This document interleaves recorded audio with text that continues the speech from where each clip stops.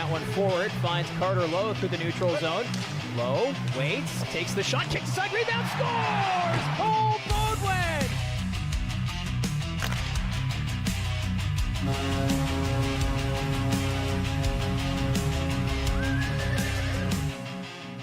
Welcome to Canada Life Place in London as the Barrie Colts are in the middle of a 3-3 weekend. I'm your host, Mike Poirier, joined by Josh McCann. And Josh, last night's game in Barrie against the Owen Sound Attack, a bit of a surprise with how close that hockey game was, but in the end, the fourth line comes up huge and the Barrie Colts win it in a shootout. Yeah, I talked about it last night, post-game on the broadcast. I mean, you look at the best teams in the OHL that go on to win the OHL championship. Yeah, of course, they have some of the best players in the league, but they have really strong depth. You're going to need those third and those fourth lines to score. You look at the Oshawa Generals last season against the Colts, that third line, Buckley, Cinnabori, and Harrison Franson. Are they the most known guys around the league? No, but they do their jobs. They get it done. And that's what the Barrie Colts depth is trying to do, and they've done a good job at that. I mean, Calvin Crombie, even when he doesn't score, plays a pretty physical game. Now back in the place that he was drafted by, the London Knights here tonight. And then, of course, that fourth line, an absolute great game last night. Jaden Newton was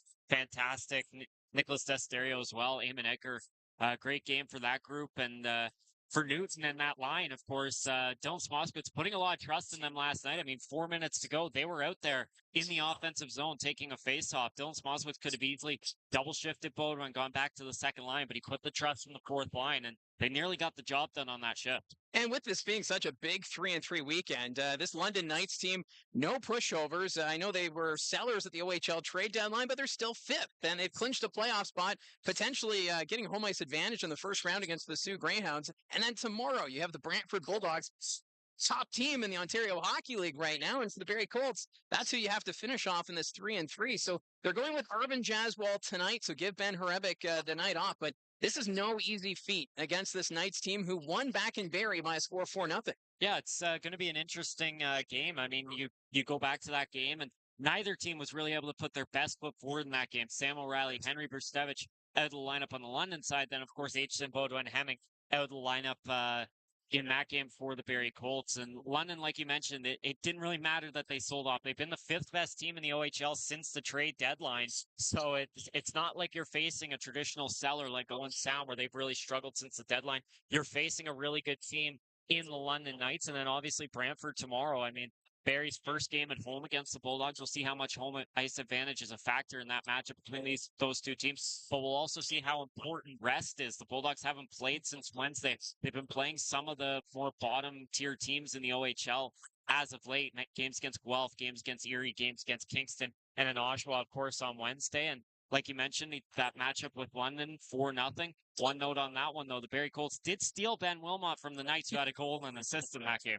And I was just going to say, Ben Wilmott, we saw him down pre-game. Josh, you chatted with him. We're going to have an interview first intermission, but my, oh my, he is pretty giddy to be back here in London playing against his former team.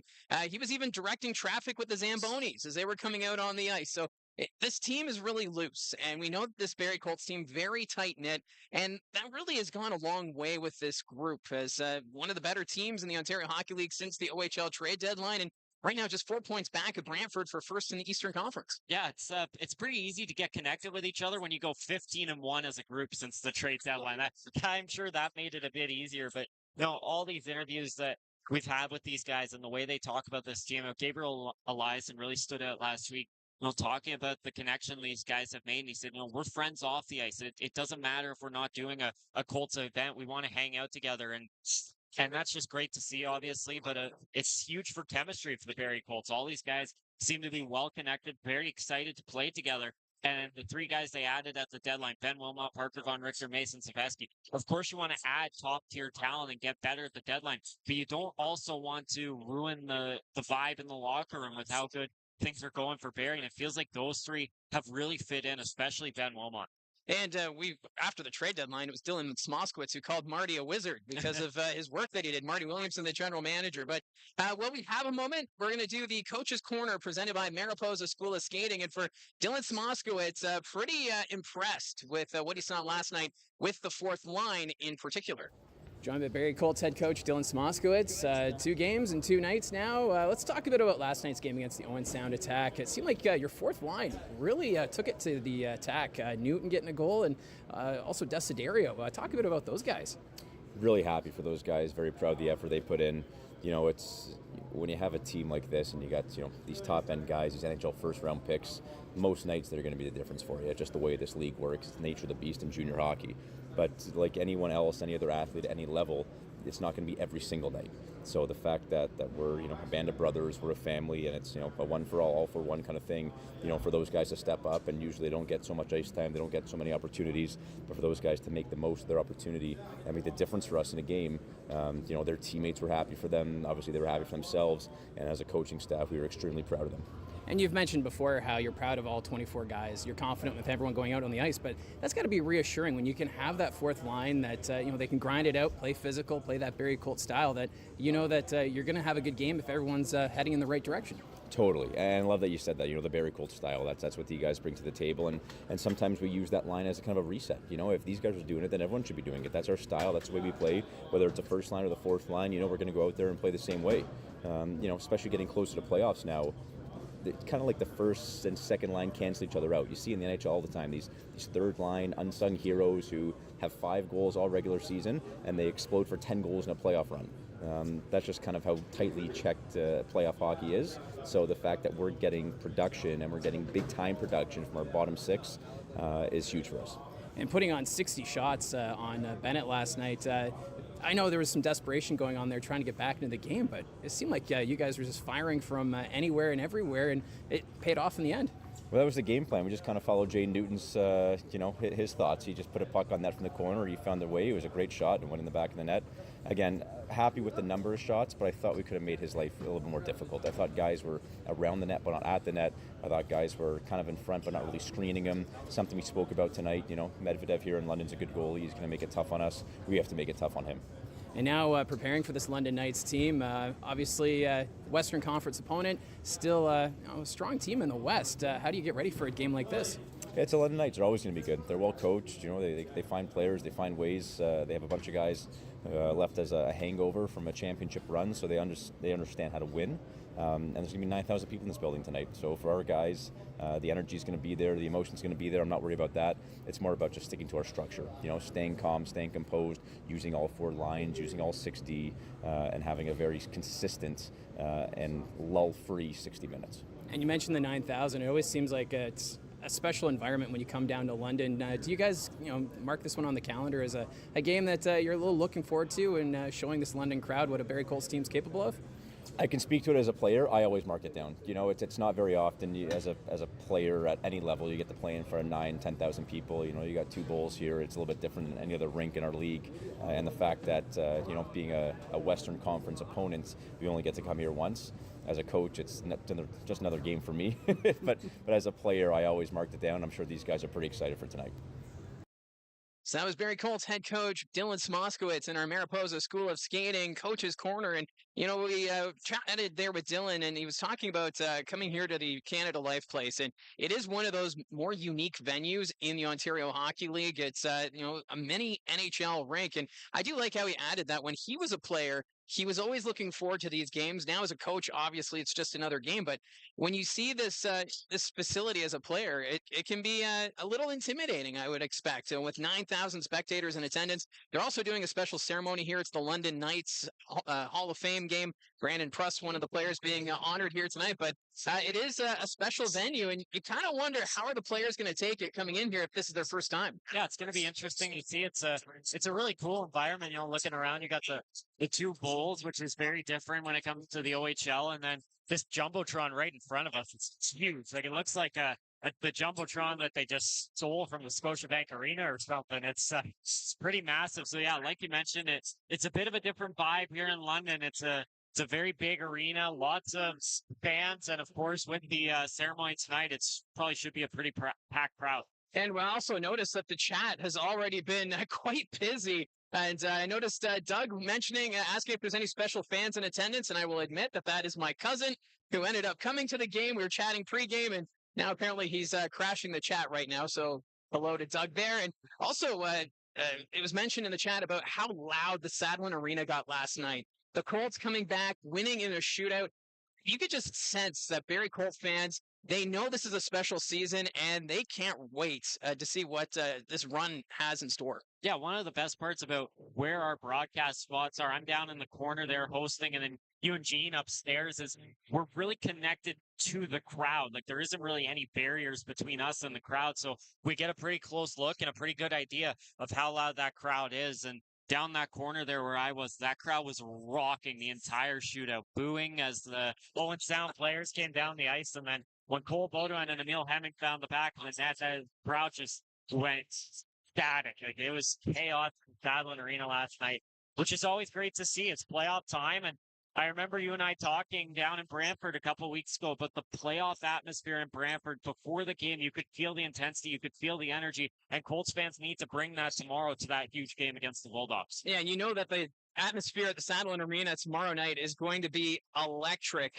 Battle of the top two teams in the Eastern Conference, but for the Barrie Colts, they can't get too far ahead of themselves, as this is going to be a tough London Knights team, a team that, yes, they sold off at the trade deadline, but players they have picked up. You look at Ryan Brown from the Sarnia Sting. He was having some difficulties in Sarnia, but he comes here to London, and suddenly he's their top scorer. And then also Brady Wasselin coming over from the Niagara Ice Dogs. So there are some pieces here with the London Knights that can, cause some difficulties here for the Barrie Colts. Yeah, I think there should be a rule among all general managers where if the London Knights call you and they're begging you for a certain player, you should maybe hold on to them and give them some more minutes, because it seems like whenever the London Knights trade for someone, they end up getting more minutes and then they end up turning into a really good player. Ryan Brown, I mean, he's been absolutely phenomenal since joining the London Knights, and that trade for Logan Howery, just another example of how wrong things have gone over the last couple of years for the Sarnia Sting, which is disappointing to see. And then Jacob Zoo as well, coming over from the Kitchener Rangers in that big deal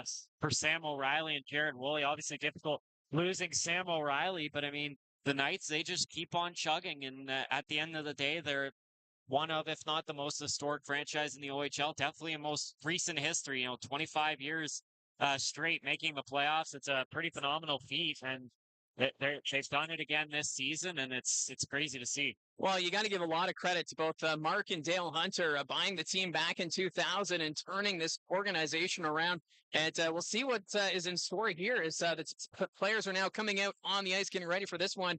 And for the Barrie Colts, we've noticed that they've got that swagger, and they've got that confidence. And right now, riding that eight-game winning streak, this is a chance to be on the map and show teams in the Western Conference what you're made of, especially against a Knights team here tonight. Yeah, when the Barrie Colts, they didn't go out and they didn't grab that superstar player at the trade deadline. They added 3 really good players that have perfectly fit to the way the Barrie Colts play Barrie Colts hockey, like Dylan Kloss would like to say. So I think after the deadline, there was a lot of people around the league that kind of looked and said, Brantford, Ottawa, battle for the East, and yeah, Barrie's also there as well. But I think the Colts have really proven over the last couple of weeks they're just as good as Ottawa. They're just as good as Brantford.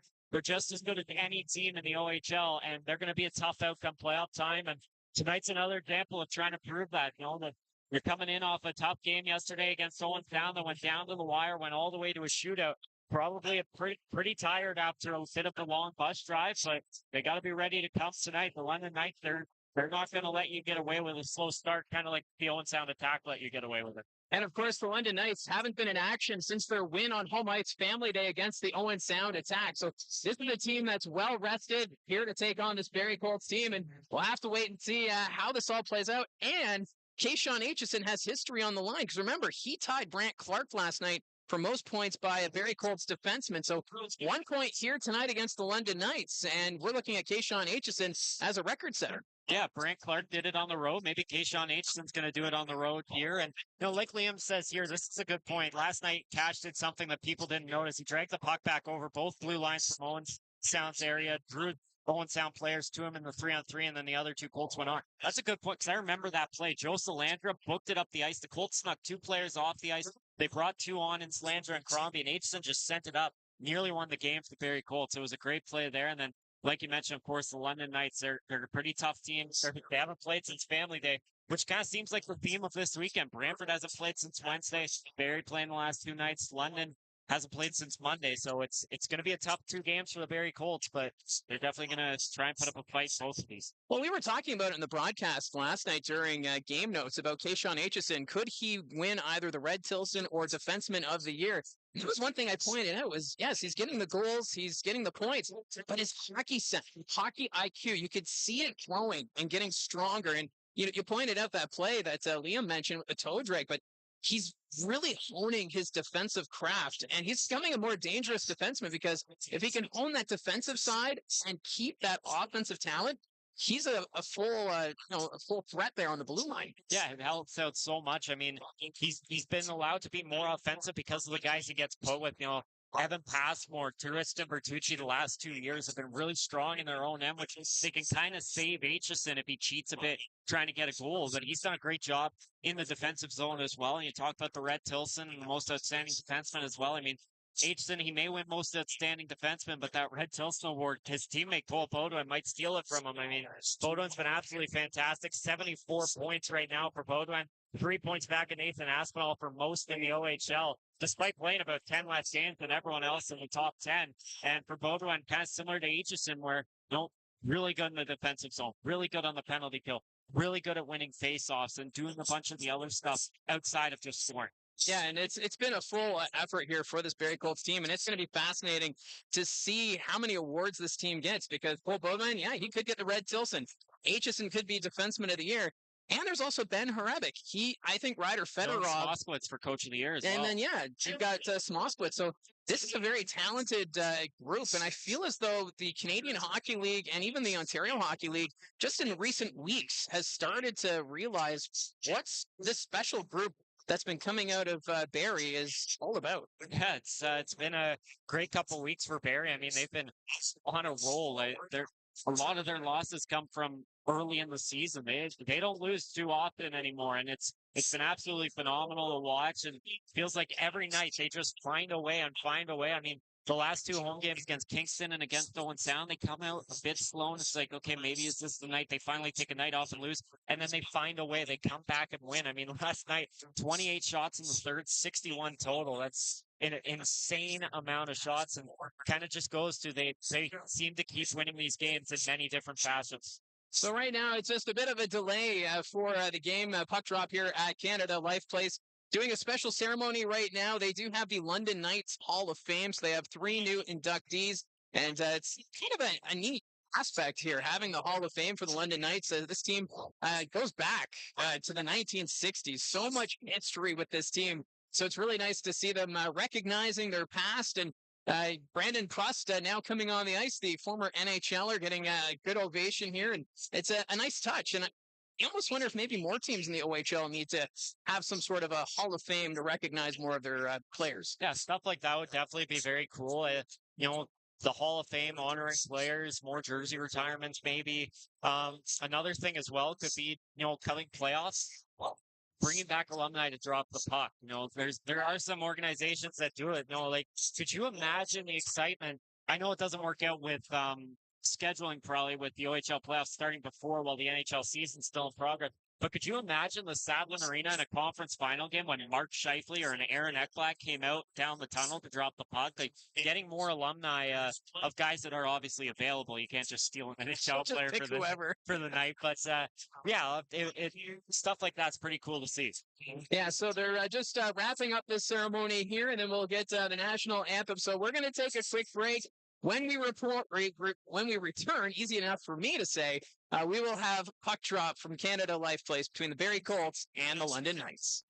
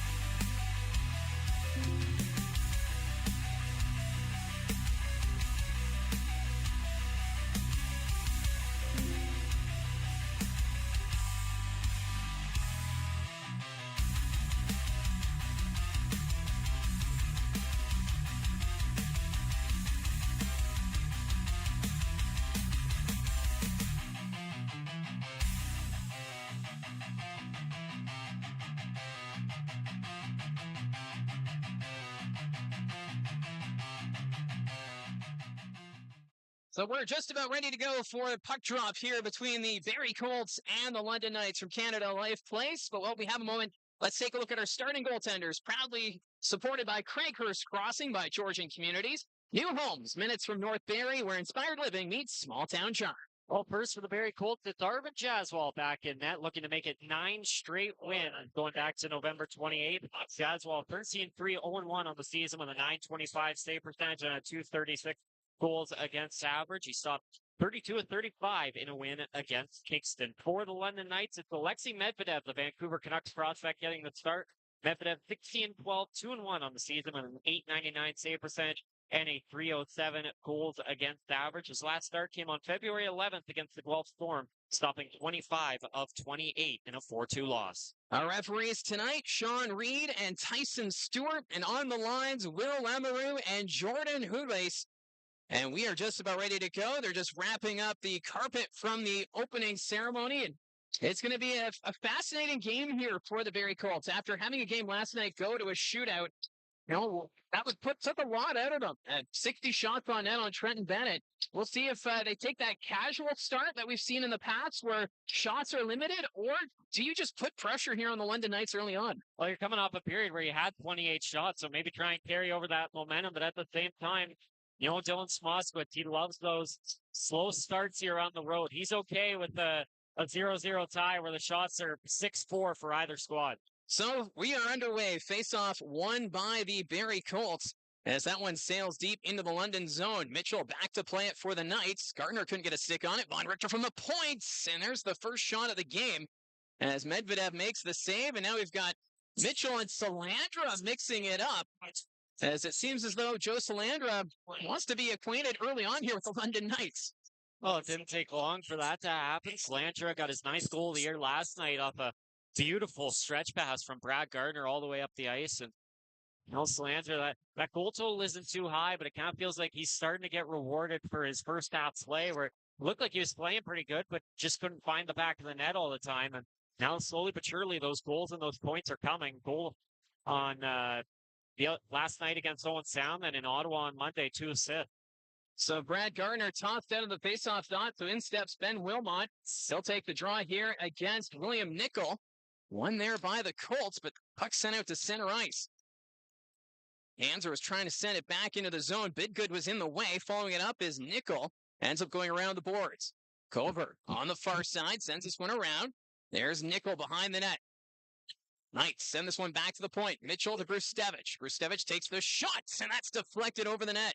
Puck comes to the near side. Knights send it around. Joe Salandra chasing after the loose puck. He'll pick it up here for the Colts.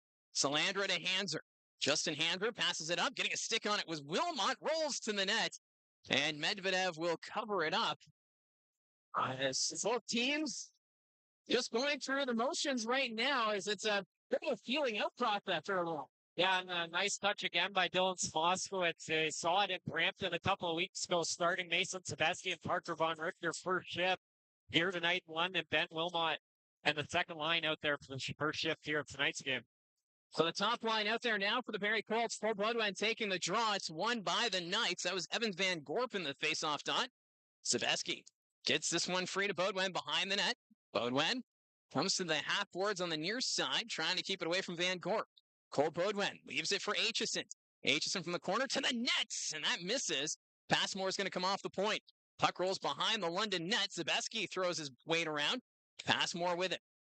Evan Passmore, the defenseman, having it down low here for the Barrie Colts. Van Gorp's going to send it back behind his own net. Setting things up is Andoni Femus. Femus will take his time. The Colts take advantage. They'll make a line change. Femus still back behind his own net. Now he'll move this one forward for London. Passing that one over. That's Jacob Zhu, the former Kitchener Ranger. That goes down the ice. Jaswal out of his net to play. It goes off the official. Referee is in the way of the couple of pass attempts there from Cole Emerton. Now it goes down the ice. Sebeski chasing after it. And a battle there with Sokolowski. And then crashing into the net was Sebeski, as him and Sokolowski were in a battle. We'll get a whistle. Well, it's kind of funny how things work out in the OHL. You know, those Cole Bodwin, a 3-game stretch, 13 points, a goal, 3 assists, a goal, 4 assists, 3 goals and an assist as well against North Bay. He was a star in one of 3 of those games. Comes back last night against the Owen Sound Attack. 0 points. He's a star. He was the third star last night. I was down there to grab Jaden Newton for the post-game interview, and girl tell, hey, Cole, you're a star. And I am? Well, that's the thing with Cole Beaudoin. Recently, he's been just quietly putting in 4-point nights, 5-point nights. And then he doesn't get a point. He scored in the shootout, though, so maybe that's true. why he got the third star. But I would have gave it to Hemming then, because he got the shootout winner. Well, we don't get to make those decisions. We don't. We just report on it. We got to in the Sioux, and then we forgot to, so. That's the only rink that gave us a ballot to have a say. And then we didn't do it. Because we forgot. But we'll go around to the other rinks and complain. There we go. Knights send this one down the ice. Eliason there to play it behind his own net. Crombie back to pick it up for the Colts. He'll send this one out to center. Funk knocks that one down. The Knights with it. Here's Brady Wasselin. He'll send this one back behind the Barrie net. Emerton chasing after it. Emerton, he takes a hard hit. That was Rene Van Bommel delivering the check as Wasselin throwing his weight around. Colts move it ahead. Lowe loses it to Mitchell. Back at center ice. Dumped in there by Passmore. On net. Medvedev makes the save. Rustevich. He'll set things up behind his own net. Both teams complete line changes as Rustevich will move this one up. There's the long pass picked off by Wilmott. Or actually make that Eamon Edgar, and then the puck sent onto the Colts bench. And we'll get a face-off here as we're approaching the 3-minute mark of the first period. Shots 2-0 right now for the Barrie Colts. Well, the Colts looking to get off on the right foot here tonight. You look at the last couple of games. Go back to last week against Kingston, the Frontenacs. They come out early, get that early goal, out shooting the Colts 6-0 before the Colts get a shot. And then Monday in Ottawa, the 67th open the scoring there. And then you come back last night. Yeah, you get the first goal, but then immediately right away, Owen Sound grabs 2 of their own. So a good start would be key here for Barrie. There's a quick shot off the draw. That was Kayshawn Aitchison who was trying to catch Medvedev. But that'll be held on, so we'll try this face-off again. And, of course, we'll be on Kayshawn Aitchison watch. All he needs is that 1 point. He passes Brant Clark for the franchise lead for defenseman in scoring. He's out on the ice right now as Cook receives the pass. He'll skate this one in for London. Cook to the net, takes the shot, scores! Putting it top shelf is Brody Cook. And the Knights, they have an early lead. Oh, really nice play by Cook there, working the puck past Passmore, setting up a 2-on-1 against Aitchison and Jaswal. The outreach pass by Henry Brustevich, and Passmore tried to send Cook into the boards, didn't work out, and then a 2-on-1 going back the other way. It's Cook with Zakharov, and the London Knights are able to find the back of the net. The depth coming through here early as that's the 4th line opening the scoring for London. Yeah, for Brody Cook, that's just 5 goals on the season, and that's the first shot of the game for London. So Cook catching Jaswal there up top. So an early lead here for London. We'll see how the Colts respond as Justin Hanser will send this one ahead. That puck goes deep. Mitchell back to play it. Takes a hit there from Hanser and Gardner. Puck's in the corner. Colts move it. There's the shot stop rebound, and Medvedev makes the save on Gardner. Good couple of chances there for the Colts overager. Puck goes back behind the London net. Rustevich is there to play it. That goes off Gardner. Near side, Hanser. Hanser keeping it down low. Picked up by Gardner. Brad Gardner coming back to the point. Trying to send that one back. Wilmott was there. Hanser knocks down his man. Play continues along the boards. Trying to move that one out is Bidgood. That'll end up at the neutral zone, but the Colts dump it back in. Mitchell will come back to play it here for London. 4 minutes into the hockey game, 1-0 for London. Here's Bidgood up the wing. He'll carry it in. Bidgood in the corner, takes the shot, stopped by Jaswal. Puck goes behind the net. Picked up here by Eliason. He's going to give it to Beaudoin. He's going to go for a skate. Cole Beaudoin to the neutral zone. Gives it up to Zabeski. Sent it across. Hemming reaching for it. Emil Hemming comes back to the point. Puts this one up to Beaudoin. Fans on it. Second attempt. Blocked. Getting in the way was Femus. Colts trying to keep in the offensive end, but Ryan Brown will get it out and dumps this one down the ice. That one goes around the boards. Emerton will find it. Knights keep this one in the offensive zone. Picked up by Eliason. Drops this one back to Emerton behind his own net. Cole Emerton. He'll pass this one ahead. Here's Hemming. Drops it back. Miscue there as it's taken away by Van Gorp. Around the net. Takes the shot. Jaswal got a piece of it. Zoo gives that one up.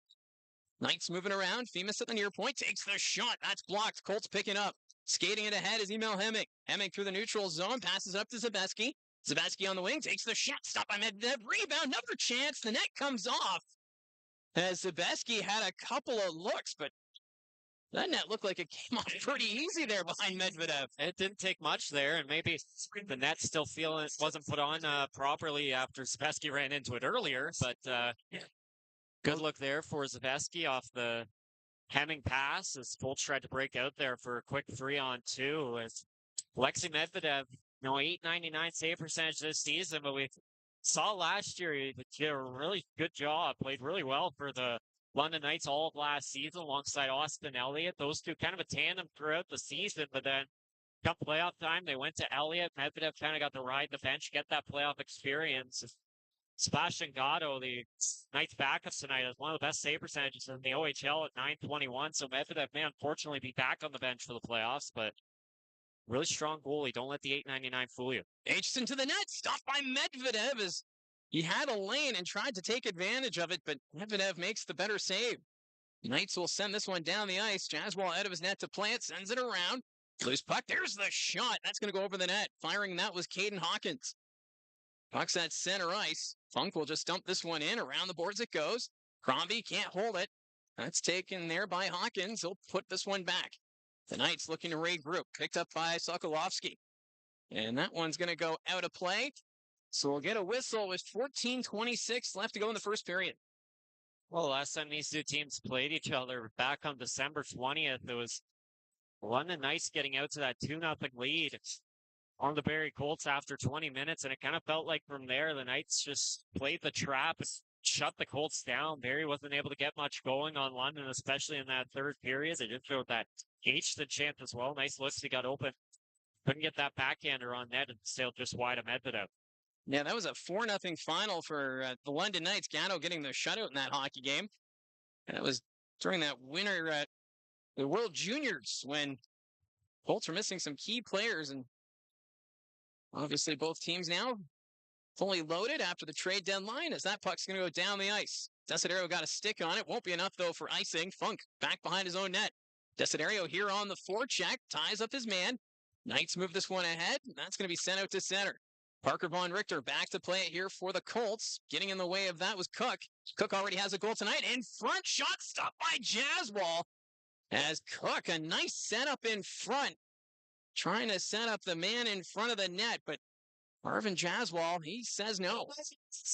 Yeah, this fourth line for London off to a great start here. I think they've only probably been on the ice for 2 or 3 shifts, but they've already created a couple nice looks. Cook, of course, getting that goal a couple of minutes ago, and then there does a nice job getting it down low, getting past Von Richter, able to fight him off and get it out front for Zakharov and Clark, out front of the net. Well, that's the thing that with this game, though, the fourth line getting the job done for both teams. Even when Desiderio was down there on the forecheck playing Barrie Colt hockey, throwing his weight around. And we saw that last night against the Owen Sound attack, and that line just continuing where they left off. Yeah, that line's been phenomenal.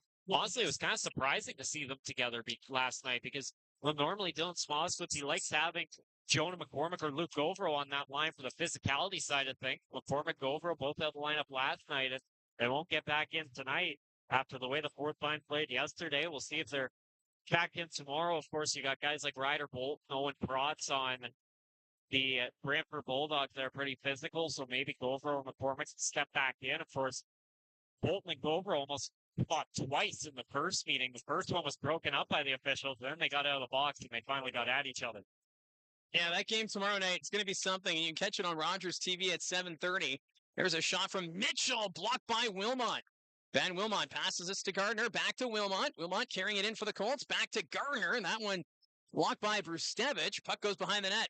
Wilmott trying to send this one around. He's got Cover in the way. Puck comes back to the blue line, kept in by Emerton. Wilmott trying to take it away, but the Knights get it out. Behind the defense was Culver, but that doesn't connect. Puts it in front, but the Knights couldn't get there in time.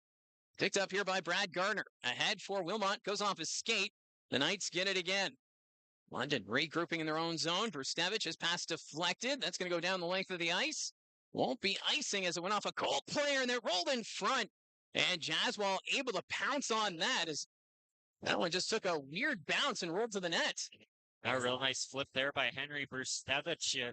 kind of got that sibling rivalry. Hunter Bursevich, of course, former OHLer playing in Kitchener, and now you got Henry here in London. Pretty interesting family dynamic there. And of course, the heated rivalry between London and Kitchener, one of the best rivalries both on and off the ice. We'll have to find a way to get Henry. He's in LA right now, but we'll have to get Henry traded to the Oilers and with Hunter in Calgary. So then they can get, the Battle of Alberta after having the Battle of 401 down here. So 13:03 still to go in the first period. Face-off won by the Colts. Cole Beaudoin making moves in the corner, trying to send this one around to Passmore. Passmore, he's tied up by Ryan Brown. Aitchison ahead. Kayshawn Aitchison gets it again. Up ahead to Zabeski. He loses it. Gave that one away to Jesse Nurmi. Nurmi, though, loses the handle of it. Colts recover. Get it out.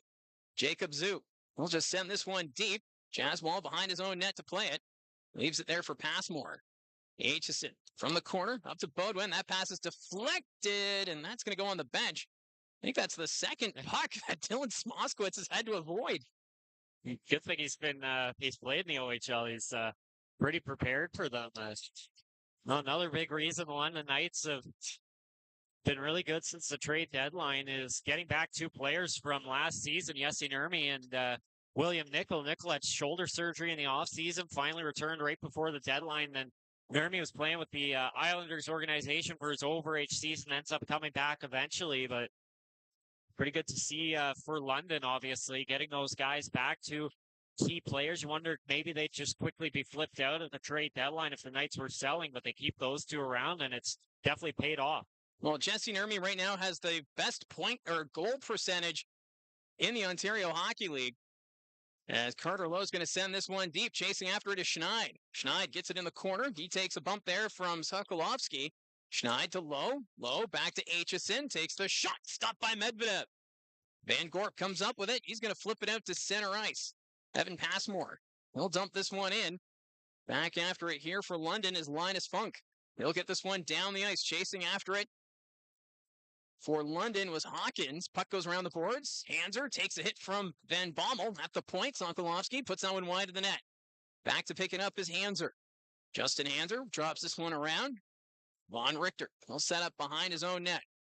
11:45 still to go in the first period as Parker Von Richter passes it up to Hanser. Justin Hanser enters the zone, drops it to Crombie. Crombie, he'll send this one around. Hanser collides. Beaudoin behind the London net. He'll come out from the corner. Cole Beaudoin in the high slot takes the shot. Stopped by Medvedev. He's looking around. Zabeski's digging for it. But there's the whistle as that puck was loose. But Zabeski may have been the one that made it loose. Maybe. He turned that puck around with the backhander towards. Well, how is it whistled down if it's over there?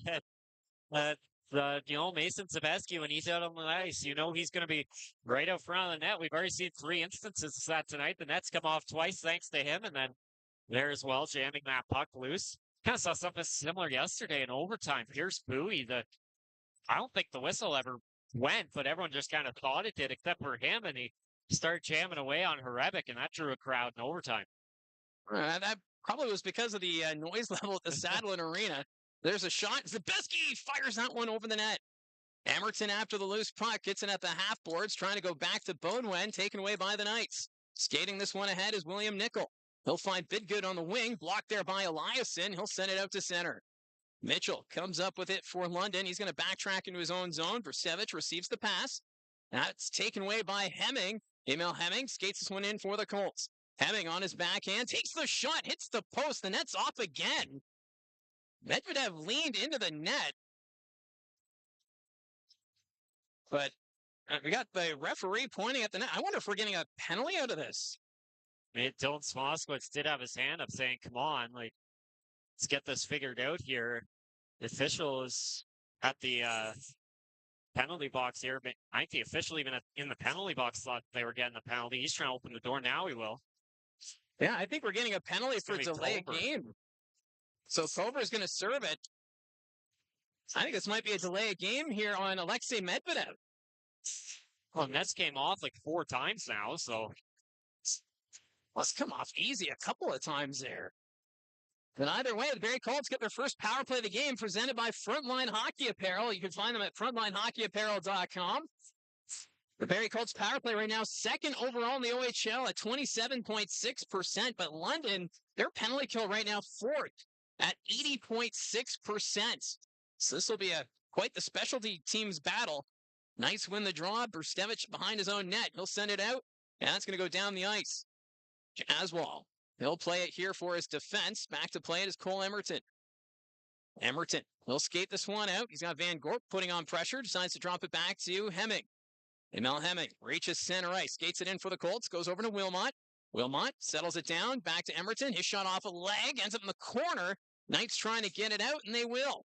Skating this one up. Here's Van Gorp on the wing. Short-handed. Takes the shot. Stopped by Jaswal. A big rebound after it. Here's Cole Beaudoin. Beaudoin skates it in. He'll hit the brakes. Beaudoin inside the blue line. Sends this one down low. Getting a stick on it was Brustevich. And the Knights will send this down the ice. So it is a delay of game penalty against the goaltender Medvedev. As the power play now down to a minute 4. Calvin Crombie will skate it around his own net. Looks over his shoulder. He'll skate this one to center. Crombie ahead for Gardner, but it goes off the boards back to Crombie, and that passes off target, and that's going to go back down to the Barrie blue line. Von Richter over to Crombie. Crombie back to Von Richter. He's got some room. Thought about dropping it back. Instead goes ahead to Gardner. Gardner inside the blue line. Sends it ahead. Von Richter trying to play it quickly. Crombie puts it around the boards. Salandra on the far side. Drops us back to Von Richter. Parker Von Richter over to Gardner. Back to Von Richter at the point. Gardner again, quickly back. Salandra nearly lost it. Across to Gardner, but that bounces on him. Stays in play. Gardner with it. Back to Von Richter. Down low. Here's Crombie, side of the net. Goes around the London goal. Back to the point, Von Richter. Von Richter takes the shots, and that's deflected wide. Puck's in the corner. 6 seconds left in the power play. Crombie gets it in the corner, trying to play it. The Knights pick it up. They'll send this one down the length of the ice. So the Barrie Colts 0 for 1 on the power play. 8:46 remaining in the first period. 1-0 for the Knights. Your goal scorer is Brody Cook. As the Colts send it into the London zone. Zoo facing pressure, takes a hit there from Desiderio. Eamon Edgar comes up with it. Edgar trying to get a backhand. It's Buckshot, scores! Nicholas Desiderio! The fourth line does it again. And the Barrie Colts, they have tied this game. Well, how about that? Dylan Smoskowitz right back to the fourth line after the power play. You mentioned a couple of minutes ago, Desiderio doing a great job on the forecheck. He's able to knock this puck loose. Great move by Edgar getting it to the net. It's blocked by Brustevich, but puck deflects right to the area where Nicholas Desiderio is standing, and he's able to get it past Medvedev. Another goal for this fourth line. Jaden Newton made it 3-2 last night. Desiderio tied the game in the third. And big goal there from Desiderio to tie the game again and get momentum swinging in the Barrie Colts' favor here. Well, that's goals in back-to-back games for Nicholas Desiderio, but we'll have to wait and see here. The London Knights right now looking at the tablet. I wonder if they might challenge this. So we'll have to give them a second as the referee, Sean Reed, having a conversation with Dale Hunter. And it looks like they're not going to challenge it. So it is a 1-1 hockey game. So Nicholas Desiderio goals in back-to-back games. So that's now 7 goals on the season for Desiderio. And Dylan Smoskowitz rewarding that fourth line, keeping them out there. Jaden Newton, he's ready to take the draw here against Caden Hawkins. Hawkins will win the draw. Puck goes back into the London zone. Picking up is Femus. Femus sends this one forward. Down the ice it goes. Picking it up is Hanser. Justin Hanser. He'll pass this one up to Desiderio. Desiderio dumps this one in. Medvedev out of his net to play it. He'll send this one around. At the point, that's kept in momentarily, but now it's sent out there by Hawkins. Near side. Wasselin trying to force that one into the Barrie zone. Colts trying to jam it out. Picked up by Brustevich. Up the middle. Nice move by Brustevich. Back to Femus. His shot off the post. And Donnie Femus strikes iron. He gets it again at the blue line. Goes to Brustevich. Brustevich drops it for Hawkins. Hawkins shot through the crowd and goes wide of the net. Brustevich keeping it down low. Wasselin couldn't keep it. Colts sent it behind the net. Passmore will chase after it. In the corner it goes. The Knights still putting on pressure here. Wasselin behind the net. He's tied up by Hanser. He'll take it away. Justin Hanser flips this one out down the ice for Stevich. Can't keep that in the offensive zone. Colts trying to make a line change. Femus sends it in. Takes the hit from Newton. Colts get it out at center. Carter Lowe picks it up. 2-on-1 developing here. Lowe and Crombie.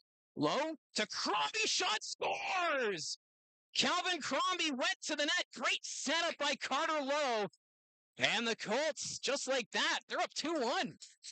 Well, if anyone needed a goal here this weekend, it was Calvin Crombie after last night. I mean, he got chance after chance right out front and unfortunately got a bit unlucky.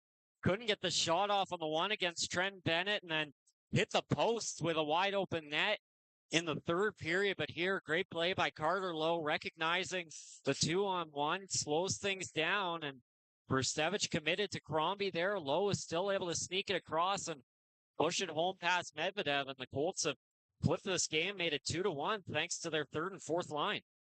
What a connection there. Carter Lowe to Calvin Crombie for his 11th of the season. As the Barrie Colts suddenly find themselves in front.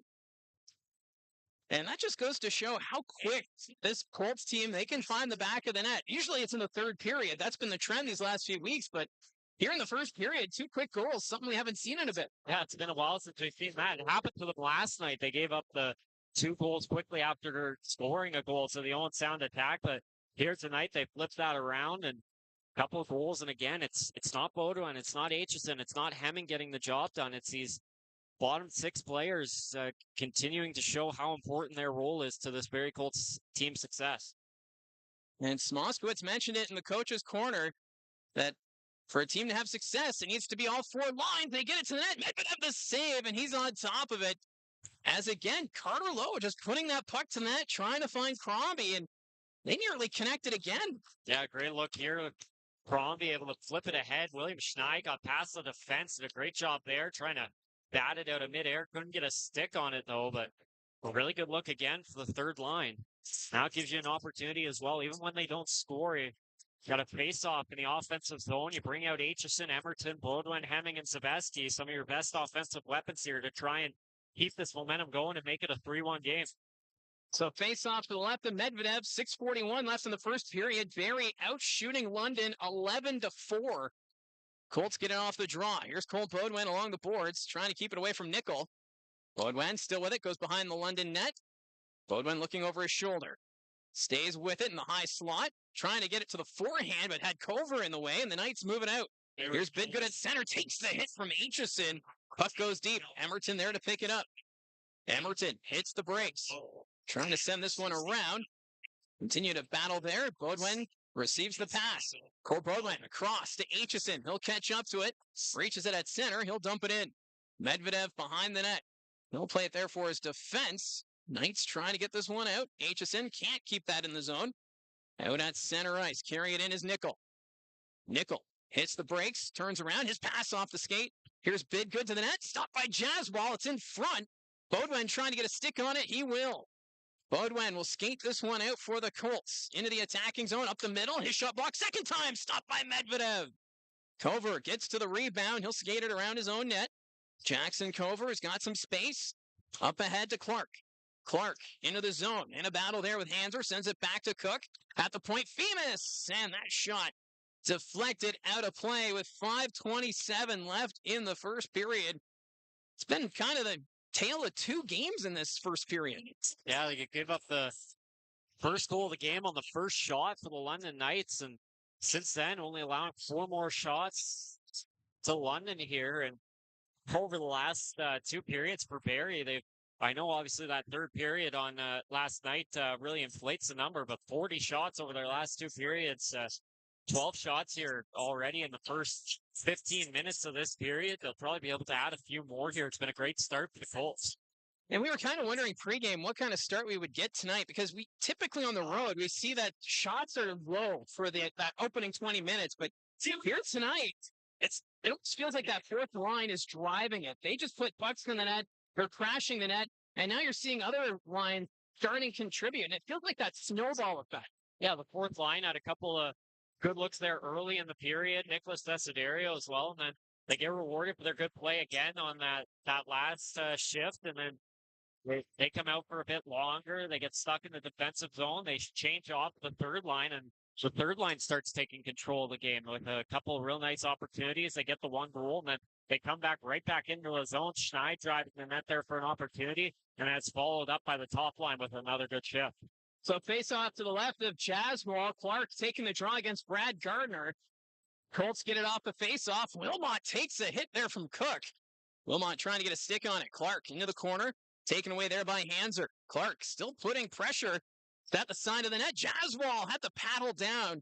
And that puck rolls in front, and he'll pounce on it.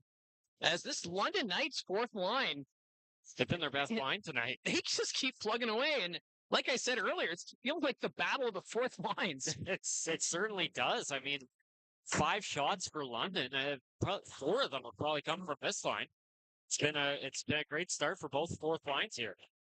So the fourth line for London will stay out there. Gardner against Clark. One Cook trying to take that quick shot, blocked by Passmore. Passmore sends this one ahead. Zoo knocks it down. Wilmot's there. Bemis collects it in the corner. Back to Jacob Zoo.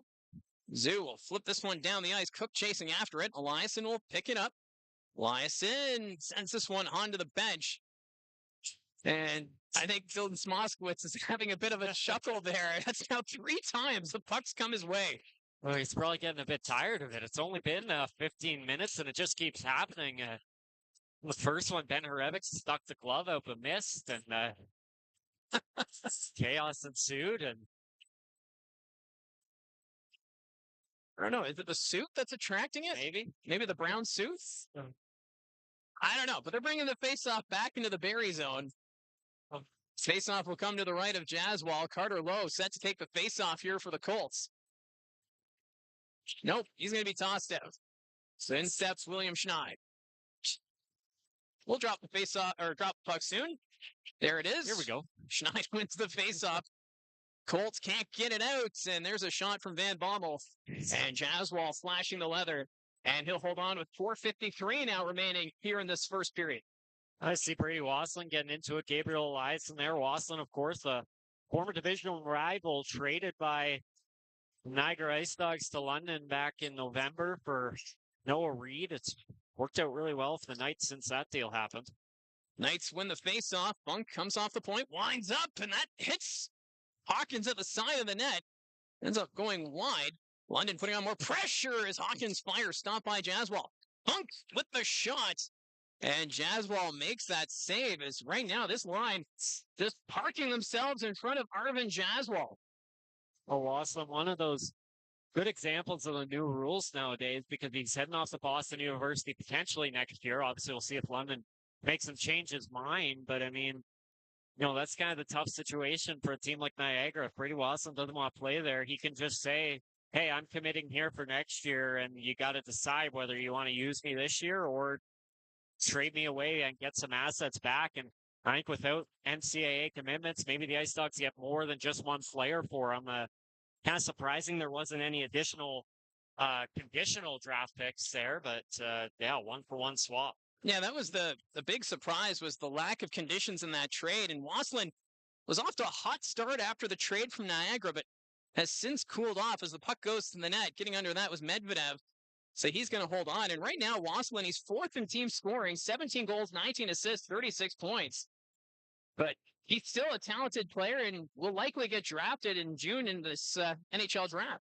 Yeah, and part of the reason maybe he slowed down a bit is the Knights have got pretty deep at the wing position over the last couple of weeks. You know, Ben Wilmott can be used as a center. Sam O'Reilly was used as a center. Those guys get moved out, but Jesse Nurmi and Ryan Brown get added. That's 2 top 6 wingers taking spots away. Colts moving around in the offensive end. Here's Emil Hemming. Hemming at the point, drops it there for Aitchison. A London player lost his stick. That's Brustevich. Puck goes behind the London net. Bodwin trying to play it. Hemming comes up with it from the corner, and we're going to get a penalty here. It's for a high stick, and that's going to go against Mason Zabeski. So the London Knights, they're going to get their first power play of the hockey game. Let's take another look. Bodwin down behind the net, trying to spin off of Van Gorf. He gets taken down, and as Besky comes, it looks like he gets him from behind there. He'll head off to the box, and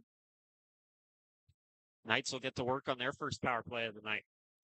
And this London Knights power play right now, 9th in the OHL, operating at 22.5%. While the Barrie Colts penalty kill, it's been slipping recently. It's now 13th, operating at 78.1%. So a chance here for the London Knights to get back into this hockey game. 4:02 left in the first. Won by the Knights. Quick shot. That goes over the net. Firing that one was Ryan Brown. That's going to go back into the London zone. Brustevich there to collect it for the Knights. 1:48 still to go in this power play for London. Brustevich reaches center, drops this one back. Picked up by William Nickel. Nickel picks up momentum, carries this one in for the Knights. That goes to the corner. Von Richter guides him into the corner. Colts will get this one out. Well, Kayshawn Aitchison with that clearing. Medvedev will set things up behind his own net for Brustevich. Henry Brustevich will skate this one out for London. Decides to drop it back. Picked up by Nickel. Nickel at center. Gives this one up. Carrying that one in is Brown. Brown with it. Passes it back, but nice play by Gardner to disrupt that shot attempt. And the Colts skin it out. 1:08 still remaining in the penalty to Mason Zabeski.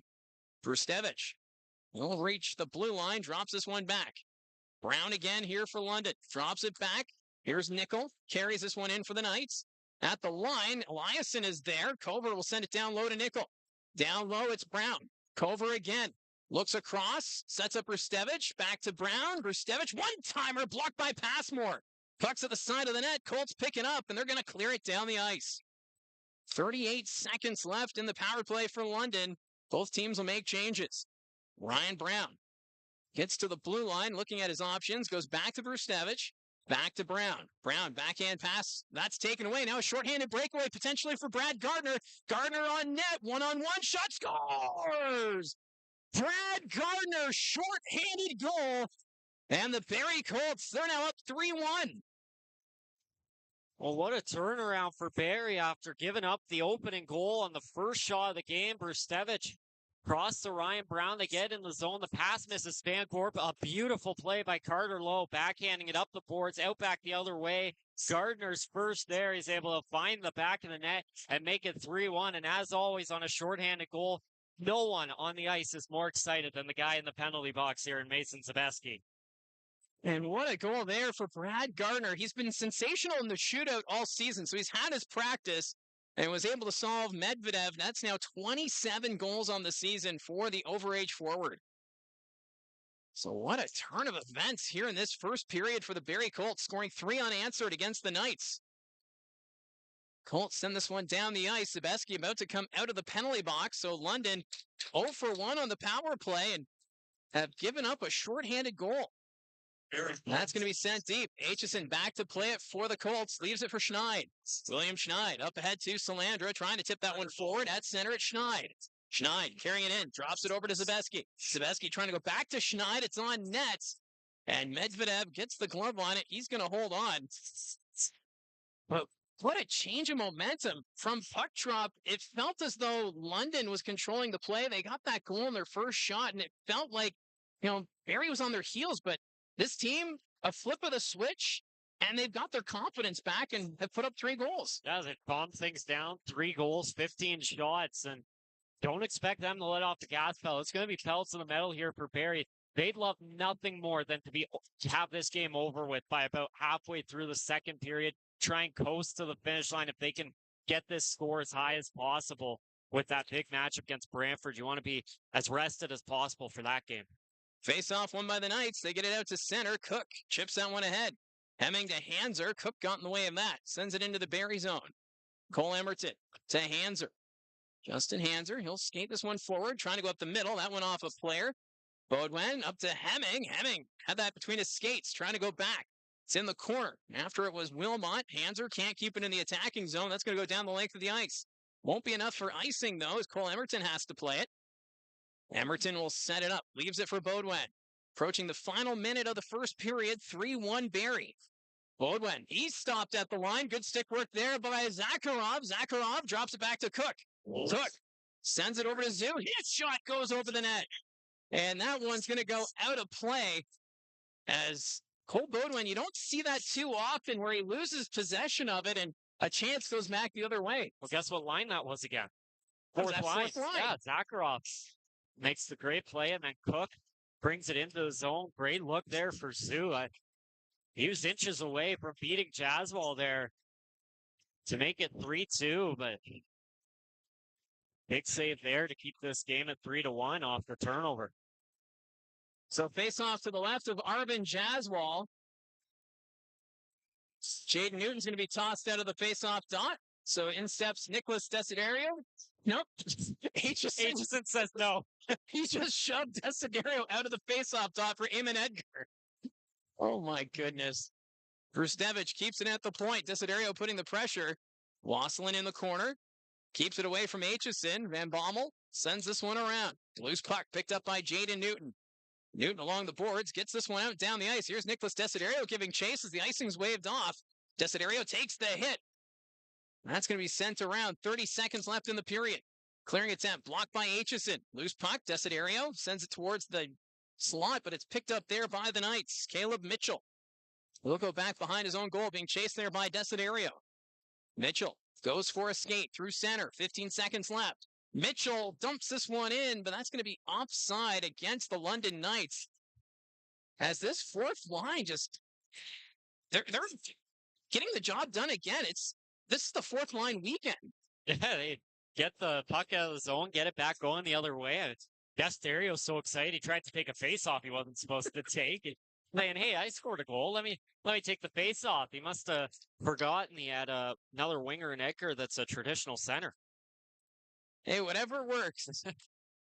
6 seconds left in the period. That's going to be sent down the ice. That's going to be icing now against Barrie, so we'll bring this face-off back. But this period did not start well for the Barrie Colts, but this team is dug deep. And right now, in control, London having difficulties getting much going. Only 7 shots for the Knights so far in this one. And Will Smoscott's got to be pretty happy about the way his team played so far. And going into the break, looks like it's going to be up 3-1. So face-off won by the Colts. They send that down the ice. And that's going to be an icing call. But what a first period this was for the Barrie Colts, scoring 3 unanswered goals, getting the job done. Nicholas Desiderio, he tied the game at 1, and that just set the pace for this opening period. And I like what we got in the comments there, Historic Maddox saying, all lines matter. And that's what we are seeing right now with this Barrie Colts team. Yeah, all 4 lines are doing a great job. Look at it. Fourth line's got a goal. Third line's got a goal. Technically with a shorthanded goal, but Brad Gardner of the second line gets a goal for the Barrie Colts there to finish it off. I mean, that fourth line sets the pace, like you mentioned. Desiderio gets that goal, and it was kind of off to the races from there as the third line comes right out. Crombie's able to get the goal, and then Knights get a power play. You think, okay, maybe they're going to get back in this game, maybe tie it up potentially, or at least get some chances to get things going. But no, the Colts turn it back the other way. Amazing play by Carter Lowe. Backhanding it off the board to out back the other way to the perfect angle for Brad Gardner to head down the other way on a breakaway. Yeah, so what a first period it was there for the Barrie Colts. Quite the turnaround, and I'm sure Dylan Smoskowitz and company pretty excited with what they saw. Maybe not excited about how many pucks were directed at Dylan Smoskowitz on the bench. There's, 4 times there?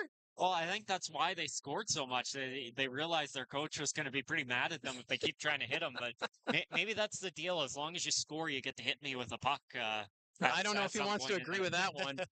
But either way, it is a 3-1 lead for the Barrie Colts here at the first intermission at Canada Life Place. And one player that was pretty excited to be coming back to London, Ben Wilmott, acquired at the OHL Trade Deadline from the London Knights. You actually met his parents last night at the game?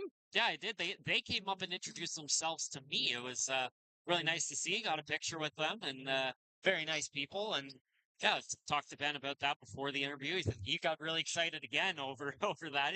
Oh, no way! That's so cool. Well, it's really cool just to see how comfortable Ben Wilmott has become with this Barrie Colts team since coming over from the trade. And remember, the day that he was acquired, he stayed with London up until the game against the Guelph Storm, showed up in a pickup truck, an hour and a half before the game at the Sleeman Center. And, he's been all smiles ever since. And you were able to catch up with him before the game. And I'm assuming that there's a pretty laid-back conversation with Ben Wilmott. Oh, yeah, he's very laid back and a very big Seattle sports fan. We touched a bit on the the Super Bowl and the sports in Seattle as well as the Olympics. So here is Josh's conversation with Barrie Colts forward Ben Wilmott.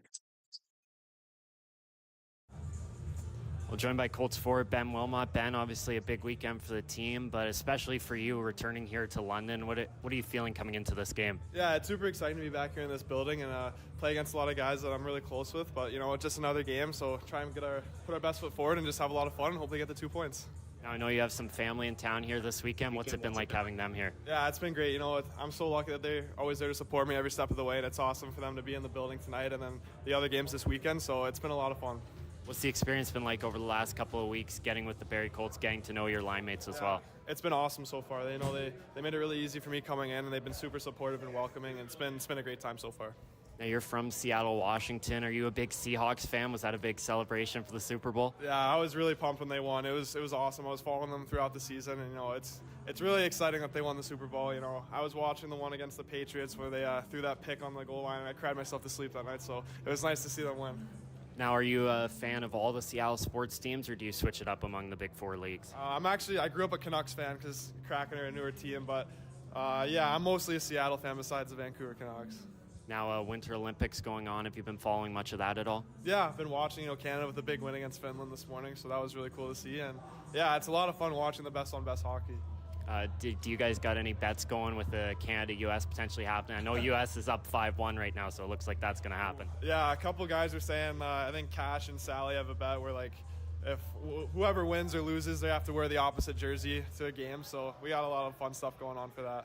Now, from your time here in London, what were you able to maybe give to this Colts team here to learn coming into tonight on how to defeat them? Yeah, obviously I know a lot about their systems and stuff like that, but I think for us, it's another night where it comes from us, and we just got to stick to our game plan and play our brand of hockey. I don't think any team can hang with us when we do that. So I think it'll come from within tonight. 61 shots last night. Have you ever played a game like that? 61 shots total, 28 shots in the third. Yeah, definitely a little bit more of a crazy outcome to that game, but it was a lot of fun to be a part of, especially creating a lot of offense. And we'd like to have more goals when we have 60 shots, but still getting the win's great. What's the mindset like? You guys put up all those shots there late in the third, but can't seem to get one past Trent and Bennett. What's the mindset to eventually get one past them? Yeah, just keep on pushing. If one doesn't go, the next one might. So just never let our foot off the gas and just always give it 100%. That's your first year in the OHL. You do have a future commitment to the NCAA as well. What was that experience like getting that commitment, and how does that whole process seem to work? Yeah, it was a really exciting feeling. My plan was always to go to the NCAA route, but coming to the OHL, it's been a lot of fun so far, and I'm excited to get the best of both worlds.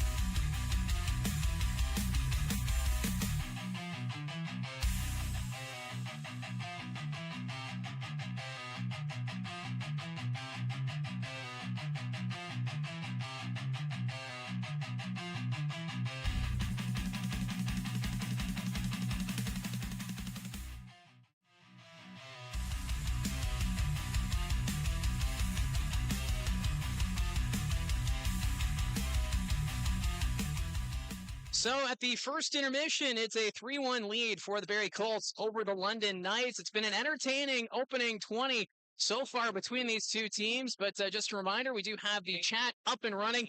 I'm noticing a lot of hot dog emojis on there, so I guess if we get one of the supers. Yeah, and just a note, if anyone wants to send some money, the concessions, it's not that far of a walk. So Yeah, I think we've got one right behind the press right box, down, yeah, somewhere around here. So yeah, if we get something in the supers, we'll send Josh to go get a hot dog, I guess. But we do have the chat up and running, so we'll join that conversation in just a moment. But it is a busy Friday night around the Ontario Hockey League, so let's take a look at the out-of-town scoreboard. Yeah, 6 other games in action, including the Peterborough Petes taking on the Brampton Steelheads. And credit to the Steelheads, no score in the second period in that one. Shots 12-11 for Brampton.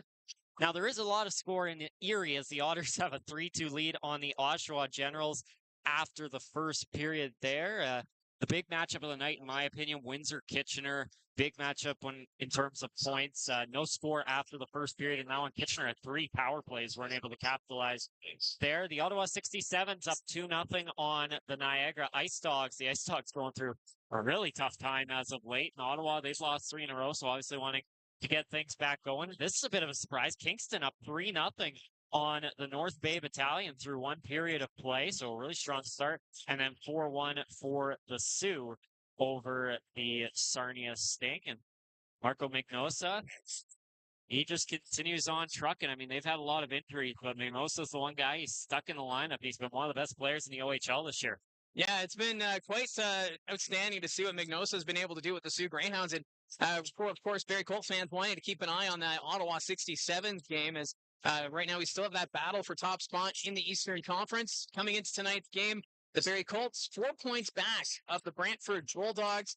And if the Colts can get the win here tonight, get within 2 points, obviously then Brantford will still have a game in hand, but that would be huge momentum going into tomorrow night at the Sandalwood Arena. Yeah, the Colts are going to be feeling really good going into tomorrow night if they can continue on in this game. And I mean, you're coming off a game with 61 shots last night, and then you're able to beat the London Knights tonight. That's a pretty good stretch here to open up this weekend. And I know it's a bit of a tougher 3-3 than the last one. Of course, that was Brampton and then 2 North Bay games, but they were able to sweep that one. So Barrie Colts, they've played some 3-3s as of late, and they've done a pretty good job, even in the latter half of those 3-3s.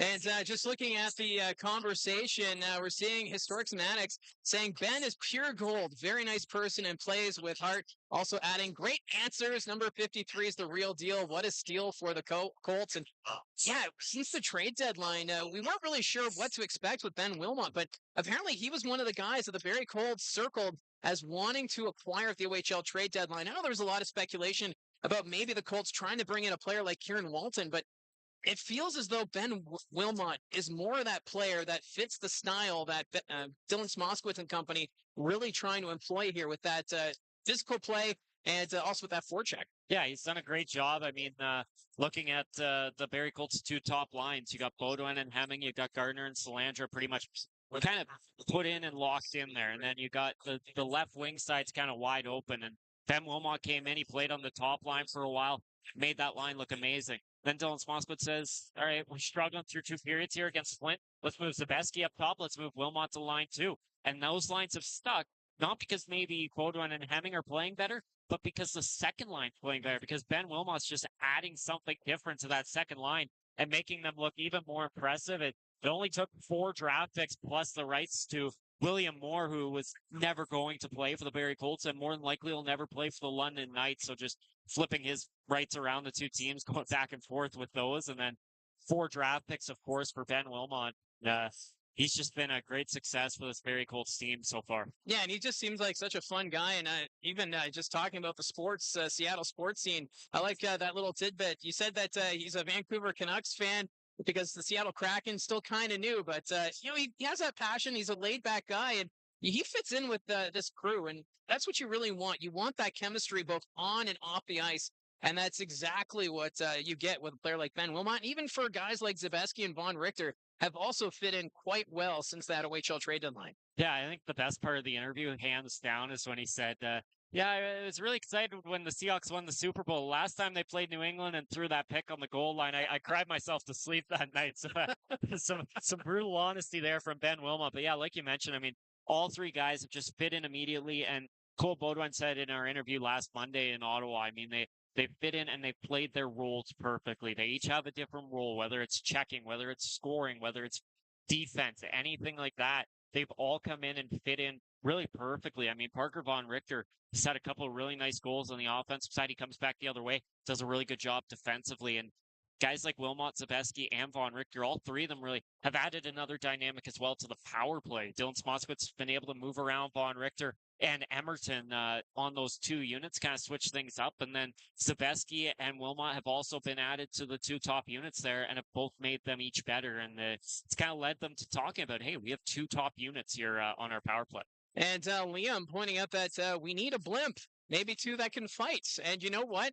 That we've only seen the blimp at a few arenas, London, Oshawa, and there was another blimp somewhere. Was it? Well, we haven't been to Windsor yet. I hope they still have the blimp there. But I agree. We do need to have a blimp in Barrie. Make that a little more fun. It's a good distraction. And I think it's just a nice little touch. With Barrie's kind of set in, they do the little kids hockey. They don't really do anything after that first intermission. The lights kind of just go off. But, while we're talking about intermission festivities, shout out to whoever back in Barrie came up with the bubble soccer at the intermission. Yes. I mean, oh, man. Last night was okay. They've had the kids do it a couple times. That's pretty, it's entertaining. But when they had grown adults out there, oh, man. So good. Have you ever had to do an interview on the bench while there's a guy flipping over on the ice in an orb? Like I was interviewing, I think it was Von Richter. Neither of us could keep a straight face. Like out on the ice at these guys and girls just like colliding with each other, flipping over, falling everywhere. It's great entertainment. One of the best things I've ever witnessed while doing an interview. And whoever came up with that idea deserves a raise. Yeah, bubble soccer is a plus. I actually have done bubble soccer with my wife and her family. I highly recommend it. I know we joked about it on the broadcast, but I really think we got, whether it's for a home broadcast or a road broadcast, before the end of the playoffs, we need to do bubble soccer for the fans. I think we need to get out on a field somewhere. We'll bring Josh along.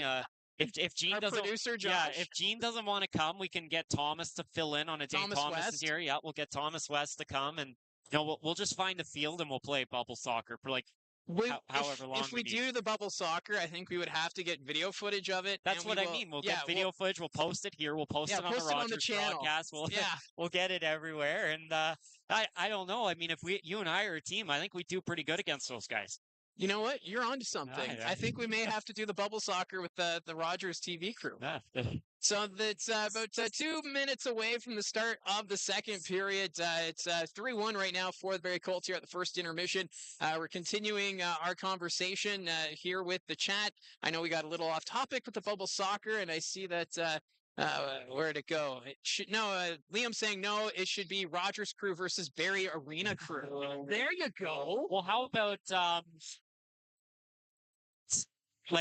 we'll take Josh. We'll do staff kind of. We're not staff, but we're freelance. Yeah, we're freelance. Versus the volunteers. Freelancers and staff versus volunteers, and we'll see how that goes. And then do it at center ice. Yeah. Center division. And Historic Somatic says Miss Vader was also a good skater and a puck mover. And that's the thing with the Barrie Colts right now. They have so much depth, and they're healthy. Knock on wood, the Barrie Colts have been healthy, so they've been able to get Vader in every now and then. We've seen him fill in for Justin Hanser, but it's so hard right now. Who do you take out of the lineup to put in some of these younger players, especially in games like this against the London Knights or the Brantford Bulldogs? Yeah, I remember that. If you go back to that weekend of the trade deadline, a lot of things we were talking about, not only with the viewers, but with other people that we were just talking hockey with, is, they were able to keep their players. So when these injuries happen, they'll have guys, and then no one's gotten injured. McCormick was out for a bit, so Armstrong came in for a game. Govro comes in, but for the most part, the Barrie Colts, they've been healthy. They've been in the lineup. The Desiderio had to miss 2 games, but for the most part, they've been very healthy. You look at that Brantford Bulldogs team, they have continued to fight injuries throughout the season. Unfortunately for Barrie, they're getting a bit healthy tomorrow. Edison Angle and Adam Van Ack will both be back in the lineup for the Bulldogs. And Ben Danford's missed a decent amount of time with injury as well. So for Brantford, I mean, that can become your undoing. You can have all the talent in the world, especially when there's three teams that are so good. These three teams, they can have all the talent in the world. If O'Brien or Baudouin or Fedorov go down in a potential conference final matchup, all of a sudden you face a huge disadvantage and everything you work for can go away with that one injury. So having the depth to replace it is so key. And that's where games like this, where you see the fourth line going, it becomes so crucial down the stretch. If Nicholas Cessario and Jade Newton, are they going to replace Cole Baudouin if Cole Baudouin goes down? No, but they can move up the lineup and start to fill roles a bit better. And we saw that last year, the Brantford Bulldogs, when Nick Lardis went down with injury in the playoffs, and that kind of derailed their postseason chance against the Oshawa Generals. Well, sorry to interrupt. They were up 2-0 in the series there. Like, there is a world where Barrie Brantford was the conference finals last year. It's a whole different thing. I'm not saying Barrie or Brantford win that series, but it's, we're looking at a whole different history if Nick Lardis potentially doesn't get hurt. So the second period underway, face-off won by the Colts. Eliasson sending this back to Von Richter. Eliasson gets it again. Reaches center ice, passes it up to Gardner. He's going to dump it in. That goes wide of the net. After it is Salandra. Salandra sending it down low. Verstevich gets a stick on it, taken away by Wilmott. Verstevich gets it again. Knights can't move that one forward. Ben Wilmott picks it up here for the Colts. Taken away by Culver. He'll send that one across to Bidgood. Bidgood from the blue line sends it up. Nickel got a stick on it, so no icing. Back to play it is Parker Von Richter. Von Richter sending that one across to an open wing. Eliasson chasing after it. Sends it out to center. Loose puck picked up by the Knights. Culver. He'll skate this one in himself for London. Drops this back to Nickel. Taken away by Wilmott. Sent out to center. Bemis sends this one ahead. Nickel along the boards. Battling there with Ben Wilmott. Cole Baudouin gets it into the London zone. Taken away there by Bemis. The Knights with it. They're going to move this one forward. Culver enters the zone for London. Drops it back to Nickel. That doesn't connect. And the Colts get it out. Here's Emil Hemming. Hemming stood up. Gives it to Zabeski. Zabeski hits the brakes. Takes the shots. And Medvedev got a piece of it. And that ends up going out of play. Another solid start to the period here for the Barrie Colts. A nice look at Hemming getting that shot there. I saw Liam mentioned earlier, we got a bit sidetracked with the bubble soccer. Of course, my apologies. But he mentioned Brantford's kind of caught Barrie on these 3-3s, and he does make a good point. Of course, last time those two teams played, it was the second of a third game of a 3-4. This one, the third of a 3-3, and the final matchup as well will be the second half of a back-to-back, technically, because that game the day before is at 11 a.m., so Barrie should be pretty rested for that one. Yeah, it's going to be a big game tomorrow. It's going to have that playoff atmosphere, I'm sure, when the Colts take on the Brantford Bulldogs. But right now here in London, it's a 3-1 lead for the Barrie Colts. Mitchell forced to turn it around. Sends it back behind his own net. London sending it ahead. Here's Nurmi. Nurmi to the net. Van Gorp shot up by Jaswal. Puck still loose, and Jaswal able to pounce on it. But my, oh my, some big stops there from the Colts netminder. Yeah, good look there. Great play off the boards, out back the other way by Mitchell, and then Van Gorp got past Aitchison, had a chance out in front, and nice save there by Arvin Caswell. I don't know about you, Mike, but I've noticed K-Town Aitchison and Cole Emerton have been out together a bit here this game. Yeah, Dylan Smoskowitz mixing things up a bit with the defensive pairings. We've been seeing that a bit of late, where trying different looks. We've had Aitchison and Von Richter at times, and his main partner typically is Evan Passmore as the puck goes deep into the London zone. Mitchell trying to send it around. That goes into the skate. Picked up here by the Colts. Crombie, backhand pass over to Hanser. Hanser sending it down low. Schneid after the loose puck behind the London net. That got by him. Schneid with it from the corner. He'll skate this one back, leaves it for Crombie. Takes the shot. That's blocked in front. Van Bommel after it. He's going to flip it out. Wasselin can't get a stick on it. Following up Van Bommel. Van Bommel loses it. At the blue line, picked up by Hanser. He's going to send it back to Evan Passmore. Passmore off the end boards to Justin Hanser. Hanser ahead. Schneid tips this one deep. Medvedev will play it. Leaves it there at the side of the net. That's sent around. Not able to get a stick on it there was Hawkins. Puck goes back into the Barrie end. Von Richter passes that one across to Eliasson. Eliasson reaches center. He'll dump this one in. Medvedev out of his net to play it. Medvedev plays. It goes off Desiderio into the air and batted to the corner by Caden Hawkins. The Knights, they're able to get this one down the ice. Gabriel Eliasson is there. He runs over his man. Jaden Newton will send it back to Von Richter.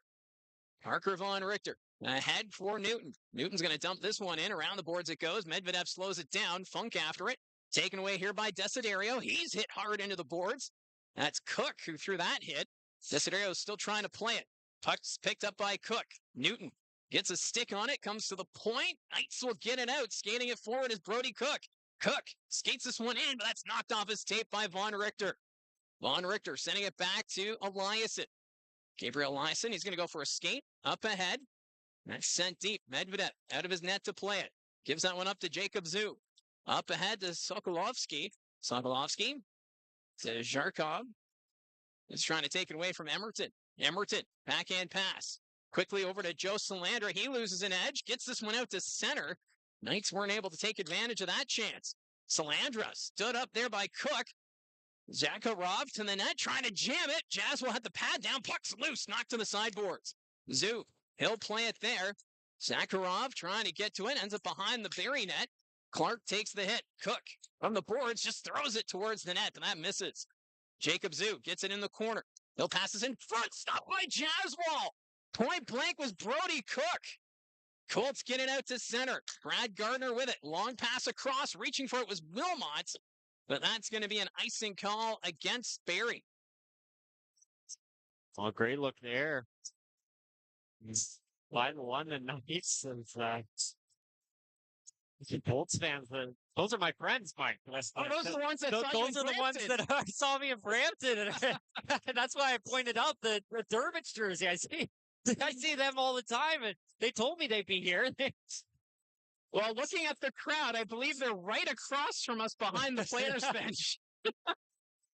Well, we do have quite a few Barrie fans that have made the trek down here to London, so it's great to see the Colts well represented. Fighting through the weather. No, it wasn't perfect out. You lied to me last night. Said, "Oh, it's gonna be nice out." I didn't say it was nice. You I said there it was wasn't going gonna to be rain. I didn't say I rain. didn't think it was going to snow. Well, it ended up a 3-hour drive, but that's okay. Oh, the drive was fine. It was a good drive. I'm not complaining about the drive. You made it. I did. I'm not complaining. I'm just saying, no, shout out to the Colts fans, even in bad weather. Here's a Bodwin. He fires that one wide of the net. Knights get this one out. Here's Nickel. Nickel sends this one across, picked up there by Bidgood. Bidgood takes a bump, puck rolls on net, and Jazzwall will just cover that up with 14:42 left to go in the second period. Knights again, just not really getting much pressure right now. Only 2 shots here early in this period. Barrie on the other side, only 1. So not a lot going on here in the early going. Just over 5 minutes into the frame, a bit of a slower start. Yeah, a lot of play between the blue lines right now for both teams in the second period. Bit of a slower pace than what we saw in the first period. Face-off won by the Colts. Send it around the board. Zabeski is there for Barrie. Takes the hit from Brown. Van Gorp from a tight angle. Blocked by Passmore. Van Gorp, he's held up. Nurmi trying to dig this one free. Zabeski's there for Barrie. Picked up. There's a shot stopped by Jazzwall. What a chance there for Ryan Brown. And the Colts now get it out to center. Bodwin sends this one deep. Medvedev guides it to the corner. Zabeski there to pick it up for Barrie. He's taken into the boards. Bodwin's held up. Zabeski sends it back to the line. Passmore to Aitchison. Back to Passmore. His pass deflected. And that's going to go out of play. And we'll get a face-off with 14:04 still to go. Well, still looking for that first point of the night for Kayshawn Aitchison. It's where he goes a game without a point. But of course, if he gets one here, he'll break the all-time record. I mean, well, I'm not advocating for Aitchison to take the night off, but it would be pretty cool to see him get it on home ice tomorrow. And well, it's Kayshawn Aitchison watch. So we'll see if he gets it tonight. If not, there's always tomorrow. there's only about, 13 more games this year for him to get it? Something like that. Then we're back on the road next weekend to Sarnia and Windsor. Knights get this one ahead. Hawkins to Van Bommel, trying to go back to Hawkins. Loose puck, Schneid moves it up. Puck sitting there at the blue line. Wasselin will dump it in. Ends up behind the Barrie net. Emerton gets a stick on it. He'll send this one around. Crombie from his own blue line. That's knocked off his tape. Van Bommel trying to send it in. Hawkins is there. Stolen by Schneid. Crombie to Schneid. That doesn't connect. Back at center ice. Emerton sends it in, but good stick work there. Knocking it down was Linus Funk. Puck goes high in the air. Crombie didn't see it. It bounced behind him. Gabriel Eliasson in his own zone. He'll flip this one ahead to Zabeski. Zabeski over to Emerton. Backhand pass. That's blocked. Eliasson jams it ahead. That's going to go down the ice. Picked up by Mitchell. Knights with possession. Quick pass up to Cook. Cook trying to go up the wing. Takes the hit from Eliasson. Zabeski's there for the Colts. Sends this one to the line and out. Zoo's going to dump it in, so delayed offside. Jaswal leaving it there for Cole Emerton. Picked up here by Hemming. Emil Hemming juggles it in his own zone. Keeps it away from Cook. Hemming picks up momentum through center. Nice little move there through the neutral zone. Hemming carries this one in for Barrie around the London net. Hemming still with it. Broken stick. Puck comes back to the point. That's going to escape the zone. Breaking his stick on the play there was Sokolovsky. I've never seen a stick fly like that. Yeah, it was a weird snap.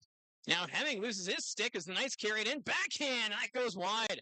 Zakharov behind the net. Von Richter trying to take it away from him. Battle ensues. Puck comes to the near side for Clark. Clark sends it back to the point. Zoo, that's blocked. Knocked down. Zakharov after it. Von Richter sends it ahead to Hemming. Hemming's still out there for the Barrie Colts. He'll take it away. Hemming reaches center. Zabeski follows it up. Carries this one in for Barrie as the Colts make a line change. Puck goes deep. Sokolovsky there to play it. Blocked there by Zabeski. Puck goes off the broken twig behind the net. Sokolovsky sending this one back. Picked up by Zoo. Zoo trying to go to Clark. That doesn't connect. And that's going to be an icing call against the London Knights. Colts able to survive there. I mean, that top line got stuck out there for a while. The couple shifts and H and Sokolovsky going at it. Now Sokolovsky bumped into Jaswal there, so Aitson tried to go after him again, but cooler heads will prevail. But that is a giant cannon of it's like, what is going on here? Well, look out, Mike. Wow. Okay, then. So right now, because you can't see it, that one didn't even make it off the ice. The Knights mascot has a T-shirt cannon. Oh, they said no, it's over. Oh, that was broke. It broke. So Scorsy the Knight just broke the T-shirt cannon. Is that what happened?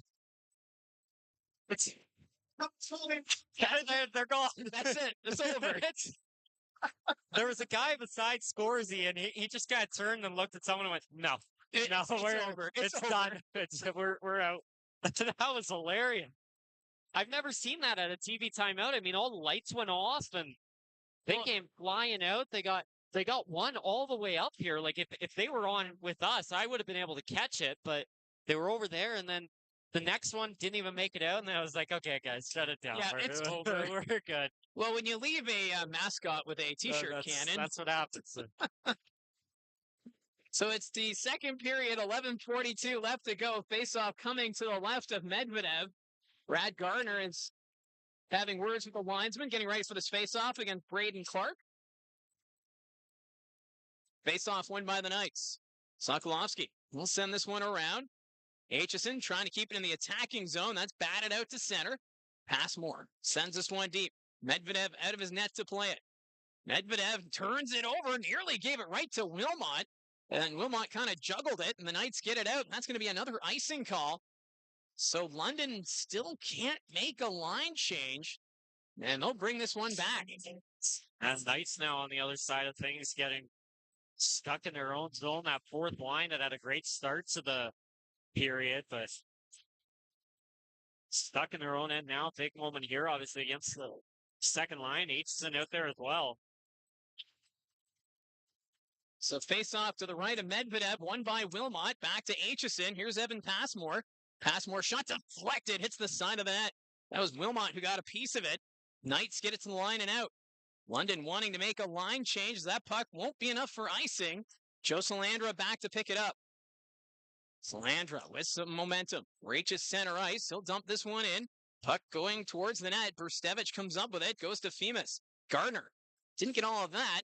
Just trying to send it to the net. Wilmott comes up with it. Back to the line, Von Richter. That's going to go around the boards. Zabeski had his stick taken out of his hands. Or make that Salandra. Wilmott to Gardner. Femus. He'll get this one out. Chasing after it is Culver. Culver gets it into the attacking zone. Jackson Culver has got Nickel to the net. That goes wide. Jaswell got a piece of it. But now we've got a penalty call. It's for a hook. The Knights touched it, but I think it's going against the Barrie Colts. Yeah, it was Aitchison. He definitely had the penalty, but Ryan Brown at the puck when they blew it dead as Aitchison got in there. Yes, he picked it. The Colts never touched the puck there. Well, the Knights a little frustrated after that, but they still get to go on the man advantage here with Kayshawn Aitchison in the box for hooking. I'll definitely be looking for a better power play here. Brad Gardner getting that shorthanded goal on the only attempt of the first period has it at 3-1 now. So the face-off to the right of Arvin Jaswal, won by the Colts. They're going to send this one around. Hemming's there. Hemming sends this one deep. Brustevich gets a stick on it. He has to come back to regroup. 150 still to work with on the man advantage. Henry Brustevich gets to the blue line. He'll drop it back for Ryan Brown. Brown's at center. He'll skate this one in for the Knights. That goes deep. Hanser's there to collect it. He's taking it to the boards. Puck's behind the Barrie net. Culver sending it back to the blue line. That's taken away by the Colts. Beaudoin will get it out. Cole Beaudoin, he's going to go for a skate. Skates this one in shorthanded, trying to go to the net. One hand on his stick and sends it to the goal. But it's taken away by Brown, up to Nurmi. Jesse Nurmi drops it back to Culver. Culver at the point, sets up Brown. Brown back to Brustevich. Winds up, doesn't shoot it, side of the goal. Fanning on it was Nurmi. He had a wide open cage, but couldn't connect. Here's Nurmi again. Back to Brustevich at the blue line. Nurmi down low, quick pass to Culver, but can't get that one-timer to go. And the Barrie Colts will clear it. We're now past the midway point of the hockey game. 3-1 for Barrie. 50 seconds left in the penalty to Kayshawn Aitchison. Puck goes down the ice. Crombie chasing after it, shorthanded. Still going after it, throws a hit, falls in the process, and the Knights will skate it up. Puck's just sitting there. Crombie nearly took it from Femus. Jesse Nurmi through the neutral zone. He'll send this one in. Von Richter back to play it. Drops this one back. Puck's in the corner. Nurmi back to Brown. He misses the net. Femus gets it at the point. Culver has that one go off his leg, and the Colts will send this one over the glass and out of play. So that's going to be a delay of game penalty going against Parker Von Richter. That's the second time in the last 3 games, actually 3 of the last 4 games, the Colts have had a delay a game against them here for sending it out. Von Richter this time. Knights came close a couple times. Really great look by Ryan Brown coming through the middle for a nice look. I think Von Richter, it may have deflected off of him and gone wide. And then Hermie, like you said, I mean, he had an open net. Jaswell was sprawling to get across, but fanned on the shot. Could have easily been 3-2 there. So it's going to be a 5-on-3 situation for 17 seconds. Face off to the right of Arvin Jaswal. Beaudoin out there on the ice with Brad Gardner and Evan Passmore. Face off won by the Knights. Puck's at the point, just kept in by Brown. Brown takes the shot, stopped by Jaswal. Puck comes the near side, Brustevich. Drops it down low to Nurmi. Jesse Nurmi back to Brustevich. Passes it, that goes off a leg. Loose puck, Brown across to Nurmi, but he can't connect. Aitchison is out of the box, so it's back to 5-on-4.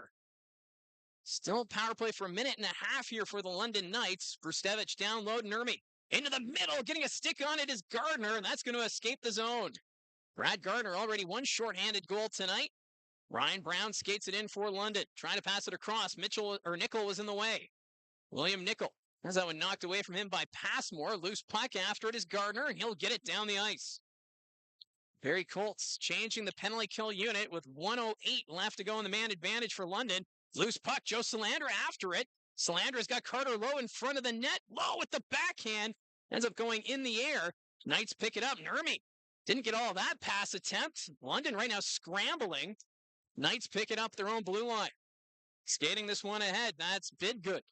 Bidgood along the boards. Hits the brakes. Passes it back, but it's taken by Salandra. He can't clear it. Knights with it. Nickel rides the blue line, stays with it, gives it up to Femus. At the point, Brustevich. Brustevich across into the skates of Nickel. Colts pick it up, and they'll get this one out. Puck bouncing out at center ice. 30 seconds left in the penalty to Parker Von Richter. Bidgood skates it in for the Knights. Bidgood can't hold on to that. Brustevich, though, collects it. Henry Brustevich behind the net. In front, stopped by Jaswal. Puck comes back to the point. Here's Femus, rides the line. Femus to Brustevich. Off his skate. That one rolls on him, keeps this one just in play. Back behind the net, Van Gorp. He'll take this one around for London. Van Gorp dropping it back to Femus. Near side Brustevich, but getting in the way of that was Salandra. And the power play has come to an end, so back to even strength. London now 0 for 3 on the power play tonight. Brady Wasselin has it along the boards for the Knights. Leaving it there for Van Gorp. Taken there by Salandra, side of the net. Backhand stop by Jaswal. Wasselin gets it again, sends it back. Not able to get a shot to go there was Zakharov. Near side Femus, and he misses the net. Mitchell at the point, keeps this one in. Sends this one forward, a battle in front of the net. That's going to be a penalty against the Barrie Colts. And it's going to be for a cross-check against Gabriel Eliasson. There was a scrum out front of the net. Emerton and Biggood went down, and Eliasson was right there as well, and gives a check to Biggood as he's going down, and doesn't agree. Eliasson's heading off to the bench. Now we're going to have a discussion about it. Well, the linesman having a conversation with referee Tyson Stewart. Eliasson's saying something about his gait, I think. So no penalty. Or no, Edgar's going. Oh, how did you get those two mixed up? Edgar was on the ice, though. Or Edgar was anywhere near. It was Eliasson out front. Like I saw when he put the hand up, it was Eliasson taking out Biggood. It's Eliasson's got the penalty. Unless it's maintenance for Eliasson on the bench. So some confusion here at... He's doing something with his skate, so I guess there was an issue he needed fixed. So Edgar is serving the penalty. Yes. Okay. Right now, the referee, Tyson Stewart, back at the timekeeper's bench. He's looking up at the scoreboard. Well, they got to reset because they weren't finished there and they tried to go, and now the clock's run down 3 seconds. Oh, now he's got 2:57. There we go. Now we're... So our understanding is Eliasson has the penalty, but because of an equipment issue, Edgar's in the box. So, yes, they're announcing it as a penalty to Gabriel Eliasson. So it's a cross-checking penalty against the defenseman. Is right now Eliasson, he's getting his skate relaced. So the Knights back on the power play. They send this one across. Cover has it bounce on him. Puck goes down low. Brown sends this one around Nurmi. At the blue line, Brustevich. Brustevich takes the shot, blocked by Hemming. Bodwin, he'll just send this one out. Hemming a little slow after blocking that shot. He's going to go off for a change. Nickel. They'll skate this one in for the Knights. That's going to go down behind the net. Hanser chasing after it. Justin Hanser sends this one around. Ends up in the neutral zone for Brustevich. Henry Brustevich had to wait for his teammates to get onside. Jackson Cover will skate it in now for London. Cover, though, had his pocket picked by Gardner, and he's going to put it down the length of the ice. 1:04 left in the power play here for London. Brustevich will pick this one up. Brustevich reaches center, drops this one back to Brown. Ryan Brown, the former Sarnia Sting, he'll pass it over to Cover. Cover into the middle, waits, fires, and a nice glove save there by Jaswal as he flashes the leather. I would see the Colts equipment guy, Morgan, over there, and still working on the skate plate. He looks like he's assumed the role of head coach right now. He shifted Dylan Moskowitz over to the right, and he's taking the middle spot. Yeah, he's completely relacing the skate for Gabriel Eliasson right now. That's something you don't see every day. Well, it was very confusing, but Eliasson, he kept going he's pointing at his skate. I saw that, but I wondered if he meant no, he grabbed me by my skate or something, and that's why But no, he did take a penalty. He can't go into the box. Yeah, so it's him and Edgar right now in the box for another 37 seconds. And the Barrie Colts right away get this one down the length of the ice. Medvedev behind his own net. He's going to leave it there for the defense. Caden Hawkins. Or make that Mitchell. He'll drop this one back to Femus, picked up by Wasselin. Brady Wasselin skates this one in for the Knights. That one takes a weird bounce in the corner. Von Richter gets to it first, hammers it around. That's blocked by the Knights. It's sent to the point, but some miscommunication there for London, and that puck's going to go back into the Knights zone. Mitchell, up the middle. Getting a stick on it there was Bidgood. Von Richter chips it there for Hanser. He'll just send this one around, and the power play has come to an end. So Eamon Edgar back on the ice, and that means once Eliasson gets his skate put back on, he can go back out there. Wilmot trying to send this one out. Van Gorp was in the way. Van Gorp still with it. Passes across, but nice block by Salandra, and that's going to go back to the London blue line. Evan Van Gorp had his pocket picked. Here's Salandra. Toe drag, backhand pass. Blocked by Femus. In front, Wilmot. Stopped by Medvedev. What a play by Joe Salandra. Creates that turnover. But Medvedev with the big save. A couple nice plays there by Salandra. He had Schnei coming up the opposite wing. Thought maybe he'd go that way. Didn't end up passing it there. And then Barrie Colts now 4 for 4 on the penalty kill. But I mean, you keep taking penalties. That's 3 straight penalties there in a matter of minutes. So you keep taking those penalties. Eventually, they're going to catch up to you. Not only, of course, eventually the Knights are due to get a power play goal, but keep taking penalties. The same guys are going to be out on the ice, and those guys are going to be dead tired. And we have seen that in the past for the Barrie Colts when they do have that parade to the penalty box, and eventually the opposition capitalizes, and that's why the penalty kill these last couple of weeks now has been slipping down the boards. Once they hit an 80% penalty kill, it seems as though the bad habits started to come back. Yeah, and you want to get away from those bad habits down the stretch. Well, those are a couple things to look on, you know. You taking some more penalties. The third periods have kind of gotten a bit lackadaisical over the last couple of games, you know, against Ottawa and North Bay there. Those last 2 road games, they came in, they get those 3 goals on the power play against Ottawa, and then they kind of let their foot off the gas a bit. Well, Dylan Smoskowitz has talked a lot about breaking those, you know, bad habits before they truly do start to creep in. The Knights send this one down the length of the ice, and that's going to be an icing call, so they'll bring this one back with 3:45 left to go in the second period. Shots now 17-13 in favor of the Barrie Colts. We talked about that potential slow start. Well, the first period was high flying, and then here the shots are 6-2 for London in the second, and that's it here in the second half. That's usually what we see in the first period for a Barrie Colts game. Well, keep in mind, London's got 6 shots. They've had 3 power plays this period. That's true. Face-off one by the Colts. That'll escape the zone. Here's Passmore at center. Dumps this one in. Medvedev out of his net to play it. Sends this one around as the Knights try and get this one out. They will. Chasing after is Clark. Passmore was there. Aitchison up to Beaudoin. Cole Beaudoin skates this one in the zone. He's going to send this one around. Zabeski after it. Mason Zabeski with possession, but knocked away there by Zoo.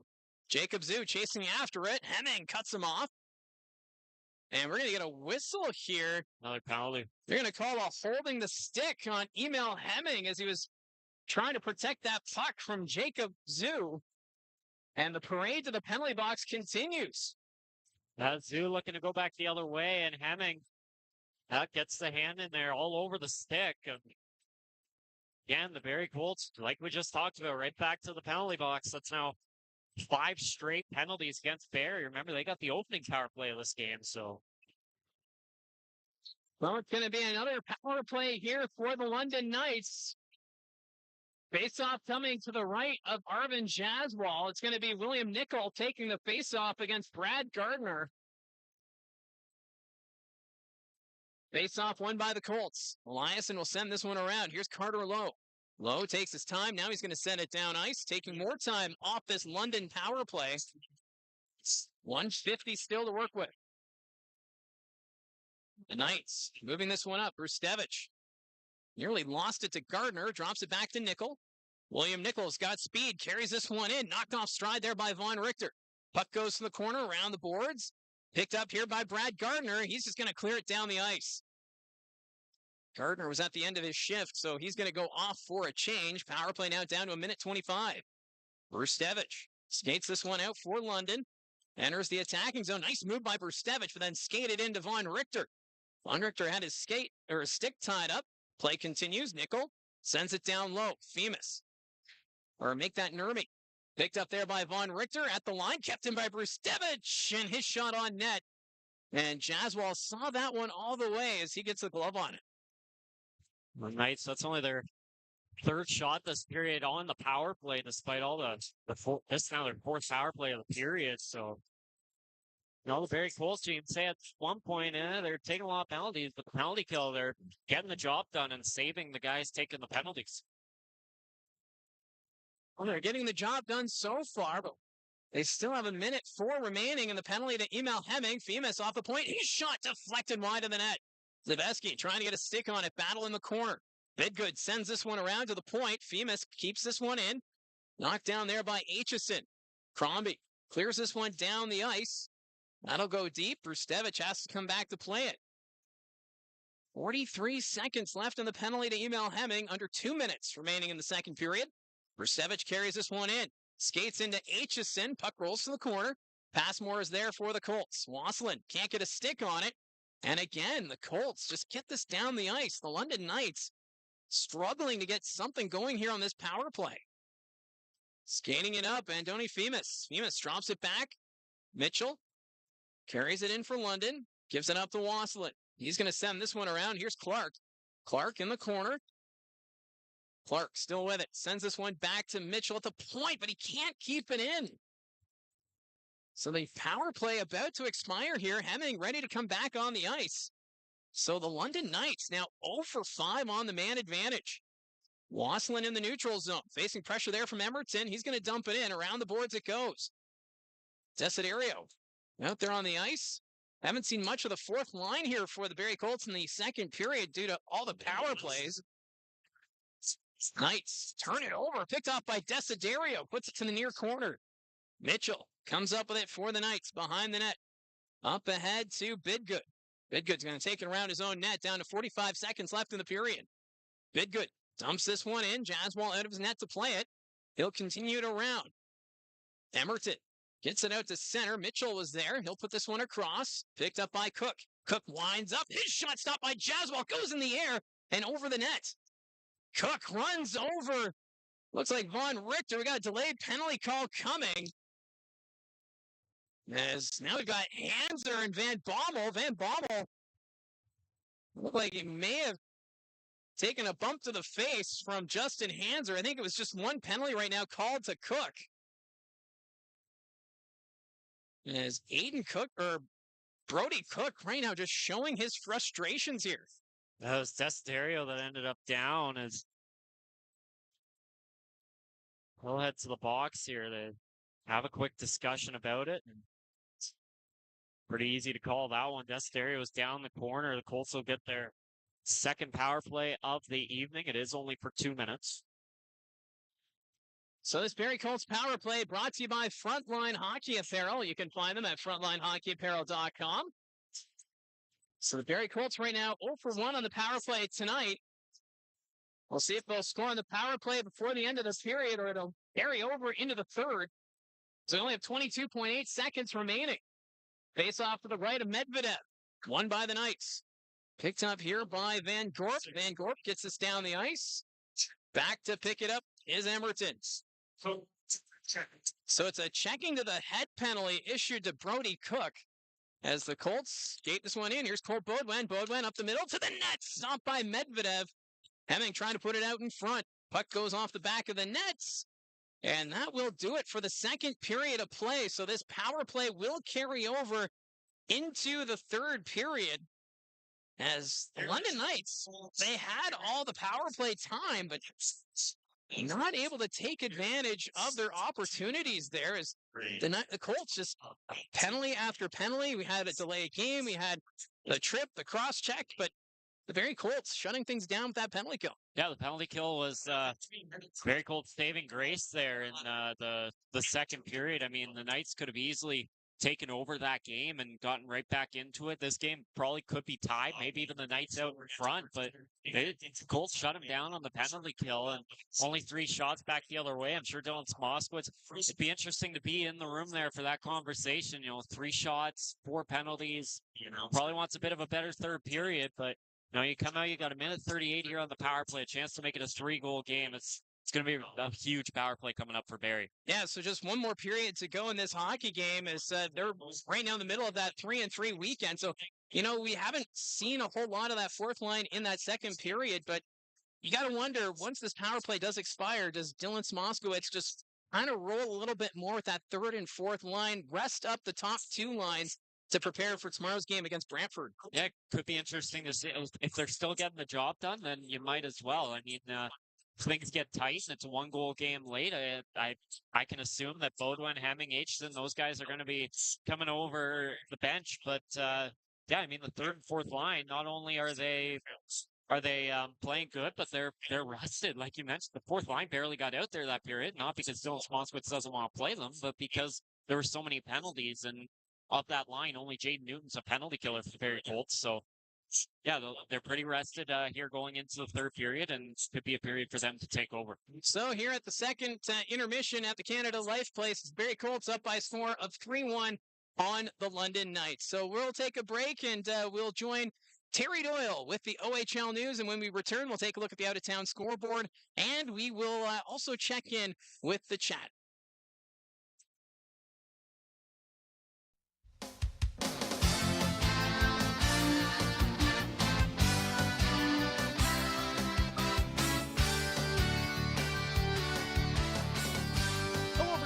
I'm Terry Doyle. Thanks for joining us on this week's edition of OHL News. Coming up on the show, we'll look ahead to the 2026 OHL Priority Selection, which returns to an in-person process in Kingston in mid-June. We'll get a perspective from an OHL general manager. That's coming up in a moment, but first, this week's Cogeco OHL Player of the Week is Saginaw Spirit forward Igor Barabanov. He picked up 10 points on the back of 4 goals and 6 assists in 3 games, including a season-high 6-point performance in an 11-3 win by the Spirit against the Sarnia Sting. The centerman, who hails from New Jersey, came into this week third in OHL scoring with 72 points through 54 games, and he's eligible for the 2026 National Hockey League entry draft.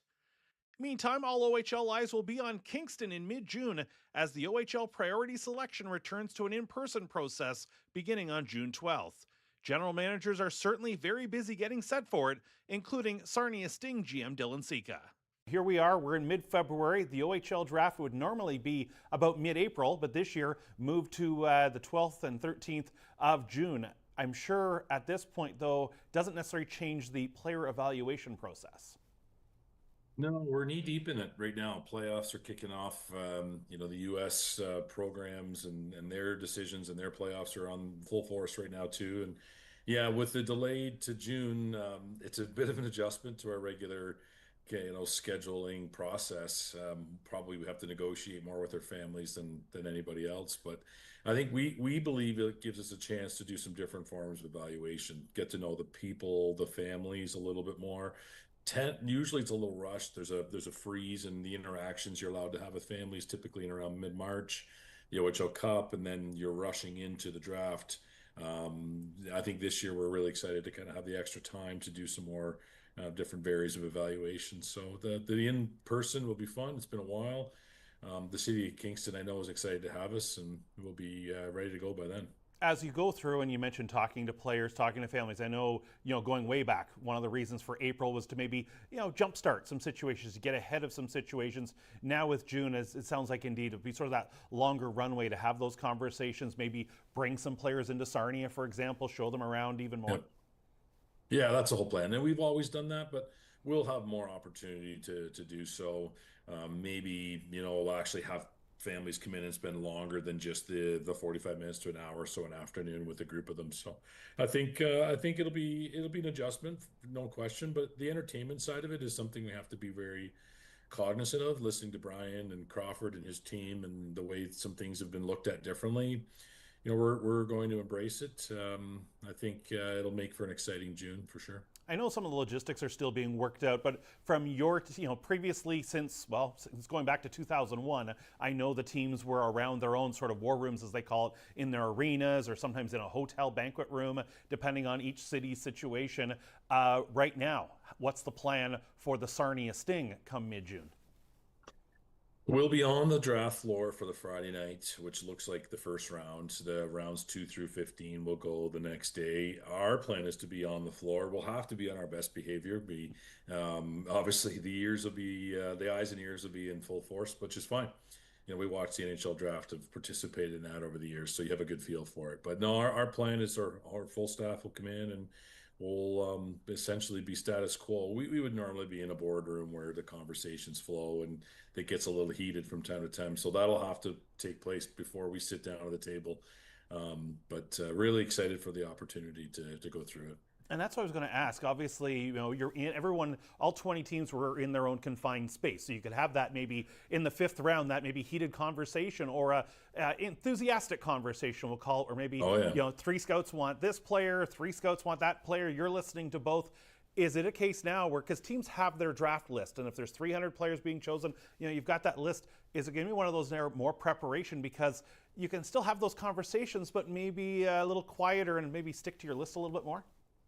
It's going to have to change the way we do that, correct? Like, pretty normal scenario in our league anyways, because you do have to draft by position. The NHL is obviously different. They've got time. They can sign free agency, although you might start to see more free agents in the OHL. So we do spend a little more debate on a position, and maybe the list is a little bit different, but you might really want a defenseman, and you've got who's left, who's available, and there's a bit of a discussion. So to your point, yeah, we'll have the time to be organized, a little more time to be video. We've always been organized. That's one of the things that I love about this job more than anything.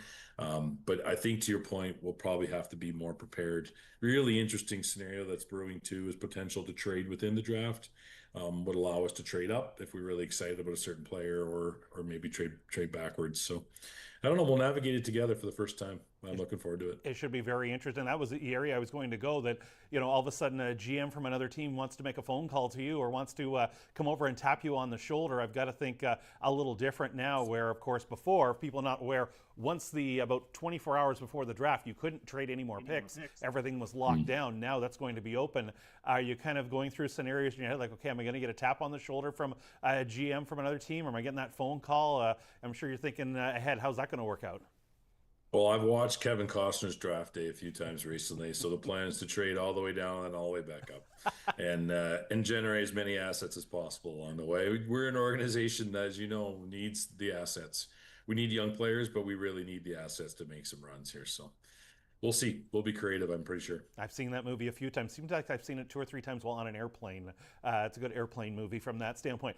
As you talked about and hinted before, there's been a change, obviously, over the last year and a half now with players, especially U.S. players, but some Canadian players as well, that before they would avoid the OHL to keep options for college in the U.S. Open. That's not the case now. They can come to the OHL and go to college. Does that now maybe open up where a player before who said, no, thank you, Dylan Sika, I'm looking to go to college in the U.S., and therefore maybe if they were still there later on, you might pick them. Now every team's looking at this saying, okay, well, no, they still might come to our league for a couple of years, and you've got to use that as part of the evaluation process. Oh, yeah, totally. Yeah, I mean, now you should be able to take them where you think they belong. And it's a matter of then putting them in your lineup and really then having the opportunity for them so that they'll flourish. So that's the other side. While you draft and put them in your lineup, they have to eventually turn to the player you need them to become. That was Sarnia Sting General Manager Dylan Sika, as the Sting and all other OHL teams prepare for the 2026 OHL Priority Selection in person in Kingston in June. This week's CHL Top 10 rankings, presented by Delta Hotels by Marriott, sees the Everett Silvertips of the Western Hockey League leading the way nationally, while the OHL's top team, the Brantford Bulldogs at number 5, then the Barrie Colts at 6, Kitchener Rangers at 8, and the Ottawa 67s at number 10. That's going to do it for our show this week. You've been listening to OHL News. I'm Terry Doyle. Thanks for joining us.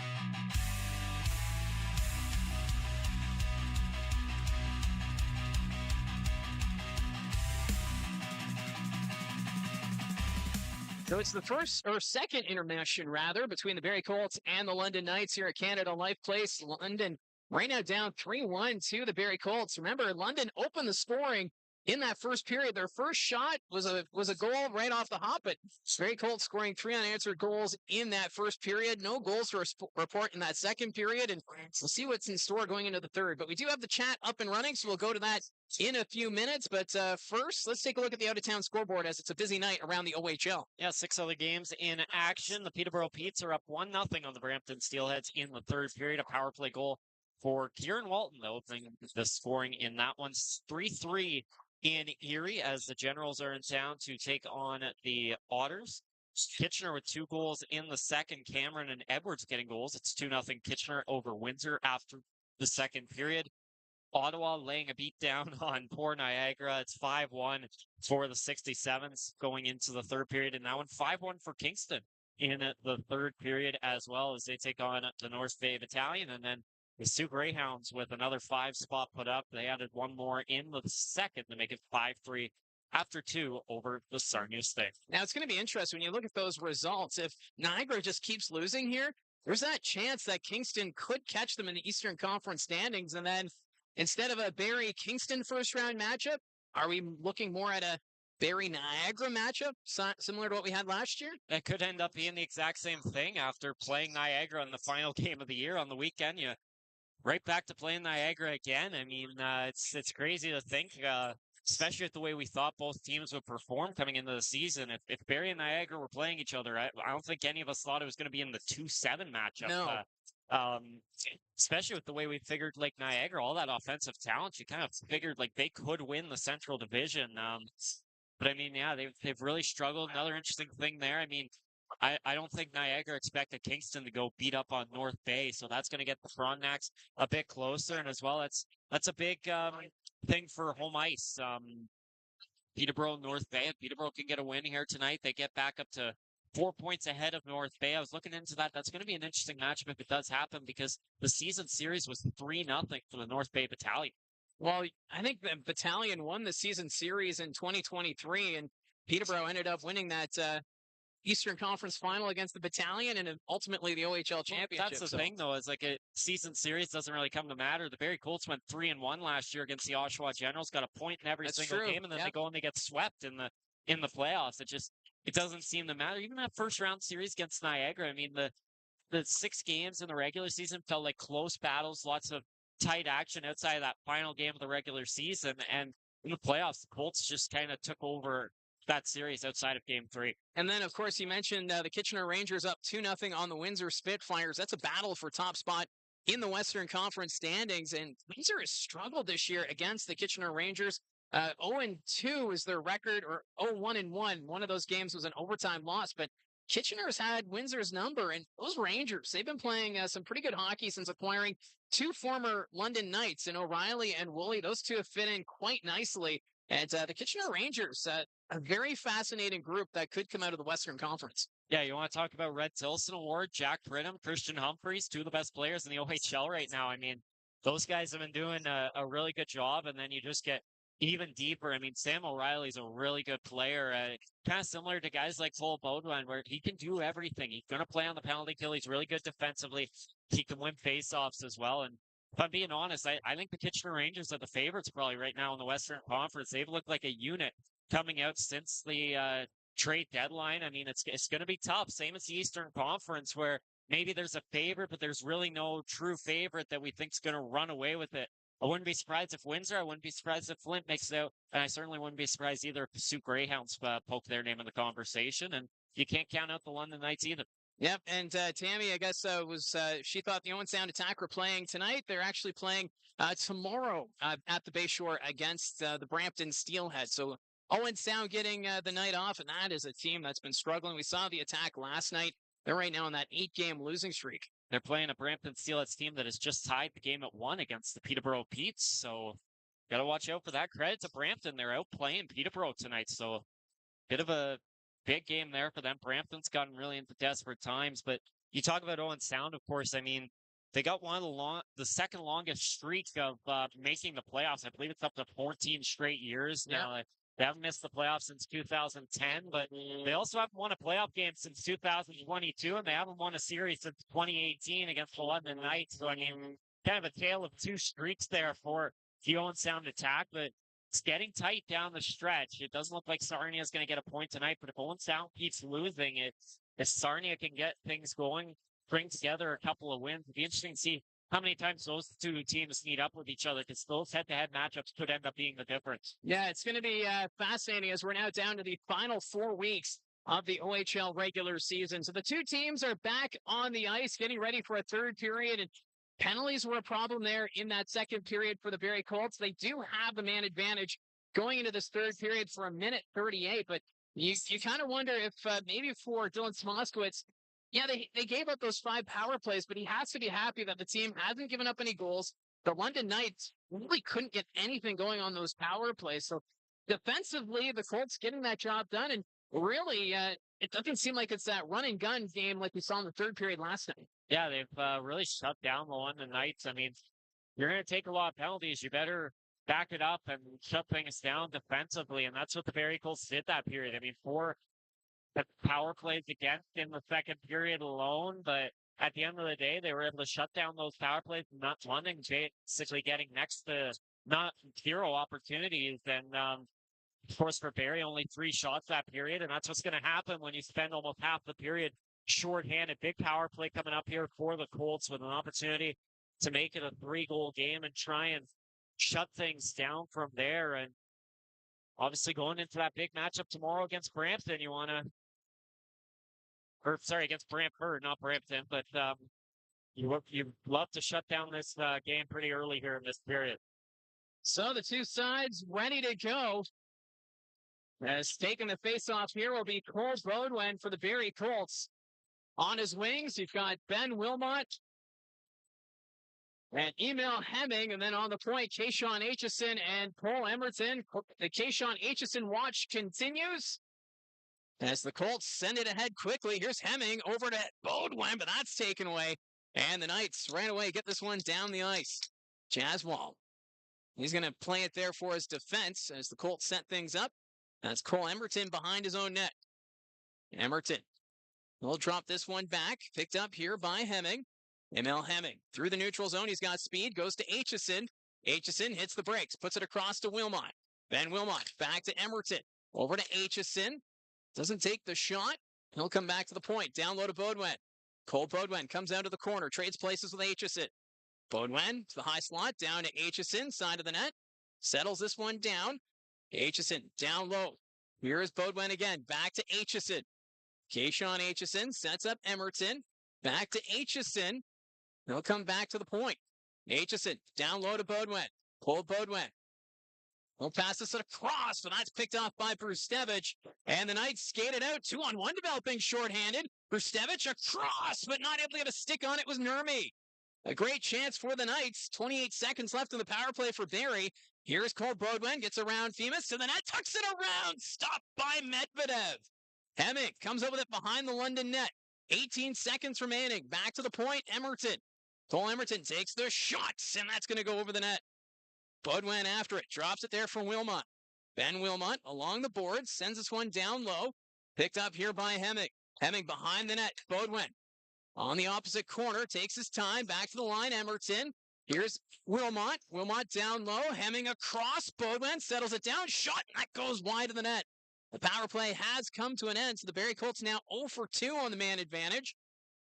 That puck's going to go all the way back. Cook putting pressure on Emerton. Loose puck goes to the corner. Picked up by Gardner. He's going to send that one around. Here's Cole Emerton. Sends this one up. Justin Hanser sends this one into the London zone. Femus smack behind his own net. Sends it around. Mitchell doesn't put a stick on it. Picked up by Cook. Cook bumped off the puck by Zabeski. Evan Passmore sends this one ahead. That's blocked. And the Knights get this one down the ice. Picked up here by Hanser. He's going to drop it back to Passmore. Evan Passmore moves this one ahead. Zabeski trying to get a stick on it. Cut off there by Zoo. Puck goes into the London zone. Picked off by Gardner. Brad Gardner along the boards. He'll hit the brakes. Gardner drops this one down low to Zabeski. Zabeski takes a bump. Loose puck picked up by Salandra. Joe Salandra Along the boards, back to Eliasson, takes the shot, stopped by Medvedev, puck's in the slot, it's loose. Colts trying to dig it free, picked up here by Salandra. Joe Salandra takes the shot, and that's deflected out of play as Mason Zabeski trying to get that tip. Now the Colts second line out there now trying to get something going here. Couple opportunities for Barrie on the power play, but couldn't really get an open lane to the net. Best chance may have came for the Knights. Brustevich knocking it out back the other way, setting up that 2-on-1, and Knights unable to capitalize. So face off to the right of Medvedev. Calvin Crombie steps in to take the draw. One there by the Knights. Sokolovsky drops it back to Jacob Zoo. Zoo will pass this one ahead. Cover dropping it back to Nickel. He'll dump it in. Picked up by Eliasson. Eliasson up to Schneid. Kept it at the point. Zoo shot blocked. That went off the stick of Lowe. He needs to get a new twig. Colts trying to get this one out. Nickel had it there for a moment. Knocked out there by Crombie. Taken away by Cover. Cover passing that one to Wasselin. That's blocked by Eliasson. Loose puck picked up by Crombie. Puck goes back to the corner. Nickel trying to send it around. Cover. He'll lose it. Knights move it around the net. Nickel from his knees gets back up at the blue line. Sokolovsky takes the shot into the crowd, but that's blocked by Passmore. William Nickel sending this one down low. Here's Wasselin. Wasselin in a battle with Eliasson. Picked up by Covert. Covert, he'll dump this one to the corner. Picked up by Wasselin. Behind the net to Nickel. Knights moving it around here. Zoo's behind the net. Crombie got a stick on it. Colts trying to recover. Schneid goes on top of Cover. Knights still with it. Backhand pass to Zoo. Zoo back to Brown, but that pass is off target. That's going to escape the zone. Ryan Brown skates this one in. Takes the shot, blocked by Aitchison, and that's going to go into the netting and out of play. Well, a solid start here for the Colts. Haven't given up a shot yet against the London Knights here early on in this third period. Kind of a similar start as the second. These two teams feeling each other out again. Not a lot of chances going on net right now. And sure Dylan Smotswood would be okay with his guys just shutting this game down the next 15:49. Face-off will come to the right of Arvin Jaswal, won by the Colts. Desiderio up to Edgar. Eamon Edgar, he'll send this one out to center ice. Themis backtracking here for the Knights, sends it ahead to Bruce Brustevich. Themis on the far side, he'll dump it in. Around the boards it goes. Hawkins keeps it down low. Aitchison trying to get a stick on it. Picked up there by Barrie. Desiderio already a goal tonight. Passes this one across, but it's taken away by Hawkins. Hawkins facing pressure there from Desiderio. Desiderio will take him into the boards. Battle ensues. Knights send it back behind the net. After it is Brustevich. Henry Brustevich. He'll drop this one back. Themis again. We're approaching the 5-minute mark of the third period. Barrie Colts up by 2.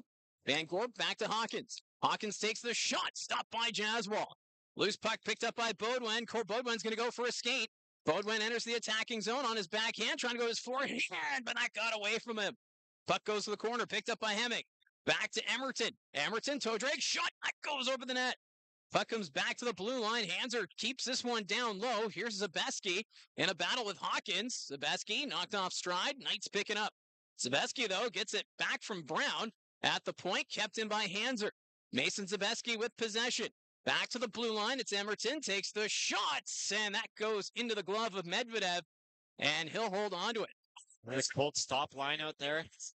Great play by Beaudoin. Getting it down low.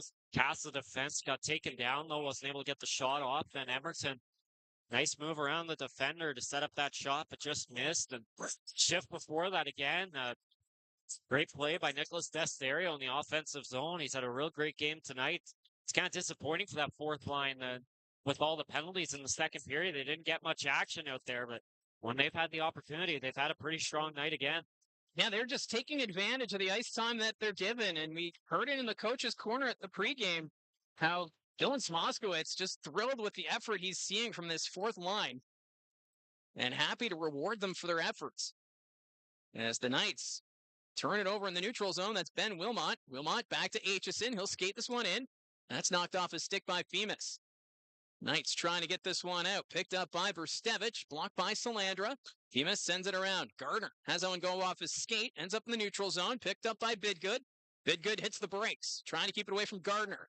Passes this one up to Van Bommel. At the point for Stevich, and Bidgood fires it wide. In front, stopped by Jaswal.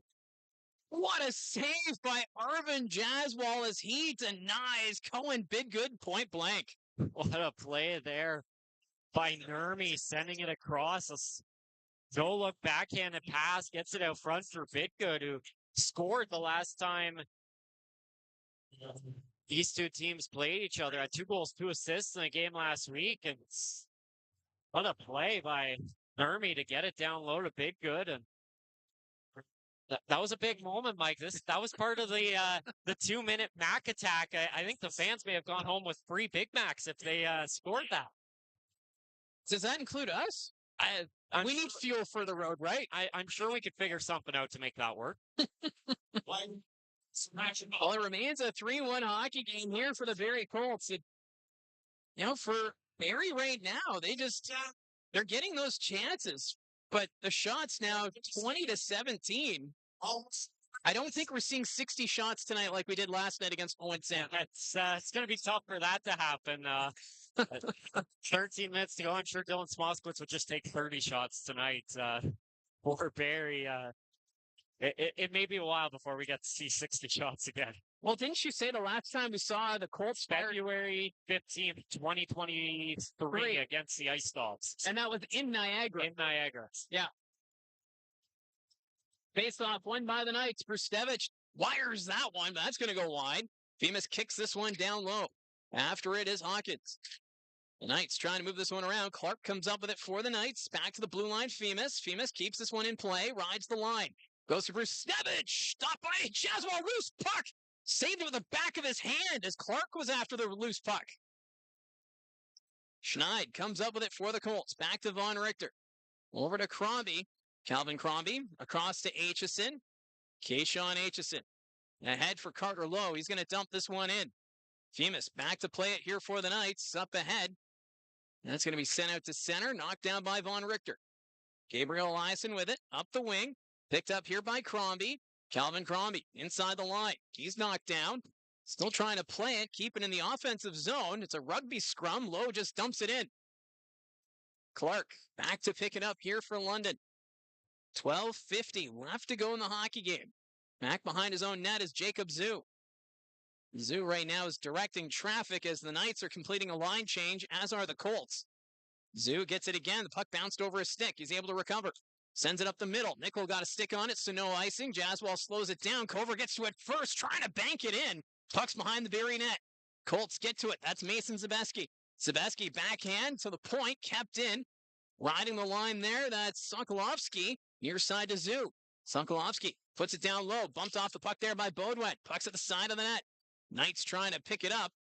Colts, however, they're going to send it down the length of the ice. Won't be enough for icing. Nickel has to come back to play it for London. 8 minutes gone now in this third period. William Nickel. They'll pick up some momentum. Reaches center. That's sent deep. Cole Emerton back to play it. Puts it off the end board. Picked up there by Hanser.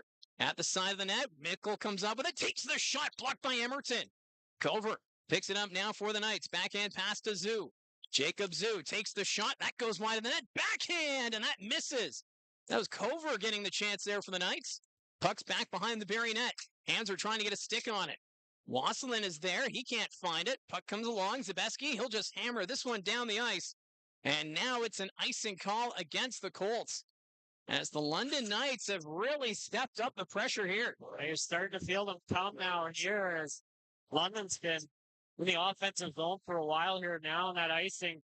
Entire bodies out there for the Colts right now. Cole Emerton blocked a shot on that shift and was kind of feeling the effects of it, but he'll be able to gut this one out. But at the same time, London's still only at 18 shots, so they haven't. Barrie's done a good job getting in these lanes here as that's perfect. Puck just went on net. Jaswal was able to cover it, and the Colts are able to get changed. Yeah, Caden Hawkins just trying to take a shot off the draw. But Jaswal makes the save, so a bit of a break there for the Barrie Colts. As you mentioned, now able to make that line change. Well, it's almost where you want to be more aware. You just had them in the zone for a while. They go down, they ice the puck. They're probably pretty tired. Don't just throw the first thing you see on net. Try and work the puck around, get them out of position. So face-off to the right of Arvin Jaswal. Face-off won by the Colts. Eamon Edgar will send this one around as the fourth line back out there for Barrie. Desiderio comes up with it, flips it back for Passmore, continues it to Aitchison. Up to Edgar. Edgar chips this one out to center. Newton gets a stick on it. Edgar follows it up. Picked up now by Newton. Jade Newton, backhand pass. Didn't get all of that. Taken away by the Knights. Rustevich sends that one up the middle. Taken away by the Colts. Jaden Newton in the neutral zone. He'll skate this one ahead. Dumps it in. Medvedev slows it down. Puck goes to the corner. Rustevich takes a swing at it. Puck's in the corner. Desiderio goes behind the London net. In the corner, Edgar trying to find it. Nurmi can't get a stick on it. Desiderio behind the London net, takes it to the corner, back to the blue line, but Eliasson wasn't there. And that puck's going to sail down the length of the ice. 10.5 minutes left to go in the hockey game. Von Richter sends it ahead. Gardner got a stick on it, but that's going to go out of play. And we'll get this faceoff brought back to the neutral zone. Well, it's still 10 minutes to go here for London if they can keep getting things going here. And Knights team, they're pretty dangerous. One of those teams, they can score by committee. There isn't one standout guy that's going to lead the charge here. It could be anyone, really. I mean, you saw it in the first period. Cook getting that goal for the fourth line. Scramble draw. The Knights force it forward. Here's Van Bommel. Takes the shot. That's going to miss the net. Slandra gets it out and down the ice. No icing, so Funk has to come back to picking up for the Knights. Up ahead to Mitchell. Mitchell turning this one around. He'll skate it back behind his own net. Caleb Mitchell will pass this one up. Funk up the wing. Picked up there by Bidgood. Taken away by Eliasson. Parker Von Richter comes out from behind the net. That's deflected. Near side, Bidgood. He fell. And the Colts, they're able to get this one out to center ice. Mitchell to Funk. Sends that one forward. Bidgood got a stick on it towards the net, but not able to get there was Braden Clark. Clark now has it for the Knights. Sends this one back behind the net for Van Bommel. Van Bommel in front. Bidgood didn't get all of that. As Jaswell makes the save, and then Bidgood taken down by Gabriel Eliasson. As those two will have to be separated. We'll wait and see if we get any penalties out of this. As Bidgood and Eliasson mixing it up right in front of the net. Nice play by Van Bommel getting that one out front. And then Eliasson gives him the initial touch. And well, if Gabriel Eliasson's really tall, so when you're down on a knee, it's not smart to try and start something. If you're standing up fully, you're already in for a tough time. But if you're down on the ground already, you're putting yourself in a pretty bad spot. Well, for Cohen Bidgood, he stands 6 feet tall. And then, of course, Gabriel Eliasson, 6'7". So he's got 7 inches in height. And that's while standing. Face-off won by the Knights. Puck comes back to the blue line. Zoom sends this one around behind the net. That's Cover. Jackson Cover behind the net. Trying to set something up here for London. Comes out to the side of that. His pass is blocked. Puck will come back to the point. Sokolovsky keeps it in. Sokolovsky at the point. Sends this one forward. Nickel gets it in the far corner for London. Passes it in front, but Wasselin had it blocked. Puck goes back behind the Barrie net. Evan Passmore gets a stick on it here for the Colts. Trying to send it ahead. Carter Lowe is there. Puck goes back behind the Barrie net. After it is Hanser. Justin Hanser behind his own net. Sends this one forward, off the glass and down the ice. And that's going to be another icing call against the Barrie Colts. So they can't make a line change with 8:52 remaining. The Knights have continued to keep the pressure up. Again, they're not getting the shots, but all the play is over to the right of us here in the offensive zone for London. And not a lot going on. Alexei Medvedev just sit back and relax in his net there. Face-off to the right of Jaswal. Face-off won by Schneid. Cook puts it in front quickly, but no one there for London. Carter Lowe's is going to flip it down the ice. Bemis forced to play it. Colts trying to make a line change. Here's Brody Cook. Cook will dump this one in off the end boards, and Jaswal just puts the mid on it. As time slowly ticking away here for the London Knights. Only 8:37 to go, and time beginning to be a factor. Of course, it is a 2-goal game, so it's not just looking for that one chance. And Colts kind of rinse and repeat here right now. They've cleared the puck down the ice, get an icing, and then once possible are able to get a whistle here to get a change. So they'll get this face-off to the left of Arvin Jaswal. Cole Beaudoin set to take the face-off. Scrambled draw. The Colts pick it up. Hemming gets it out to the neutral zone. Brustevich dumps it in. Jaswal out of his net to play it. He'll leave it there for Kayshawn Aitchison. Up ahead to Beaudoin. Backhand pass to Zabeski. Zabeski up to Hemming. He's got a breakaway. Emil Hemming on net. Takes the shot. Puts it wide. Hemming, he wants a penalty. He's upset. Knights get it out. Brown has that one knocked off his tape. Picked up here by Hemming. Emil Hemming in his own zone. Knocked away there by Brown. Ryan Brown gets it in the corner. Goes behind the Colts net. Brown with it. Poked off his tape there by Hemming. Brown again. Sends this behind the net. Picked up here by Nurmi. Jesse Nurmi dropping this one back. Picked it up there as Cook. Puck goes behind the Barrie net. Trying to wrap around there is Brown. It's in his skates. Ends up back behind the net. Emerton to Aitchison. Aitchison drops it to the corner for Zabeski. Zabeski, he falls. Staying with it here is Nurmi. Nurmi back to the line, but that's just kept in by Themis as Hemming was reaching for it. Puck goes behind the net. In front, not able to get a shot to go there was Brown, and the Colts moving out. Emil Hemming at center. He's just going to dump this one in. Colts are making a line change, so Themis will come back to play it.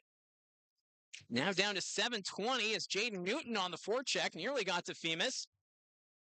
Now he'll finish his check there on the far side as Brustevich now sets up behind the net. Henry Brustevich taking his time here as the Knights complete a line change. Now 7 minutes left in this hockey game. Zoo sends that one forward. It's tipped to the net. Jaswal plays it. Gives it to Von Richter. Von Richter passing this one up. Colts get it out. Edgar doesn't get it too far as Desiderio couldn't get to it. Bidgood on the wing. Passes it across. Back to Bidgood. Loose the handle. It was just sitting there. And the Knights could not capitalize. Oh my goodness. London was so close to getting within one. Sokolovsky back in his own zone. Gives that one up to Zoo. Jacob Zoo sets up. Goes to Sokolovsky. He'll pass this one forward. Skating it up is Hawkins. Hawkins drops it back to Bidgood. Here's Sokolovsky in the high slot. Takes the shot. Stopped by Jaswal.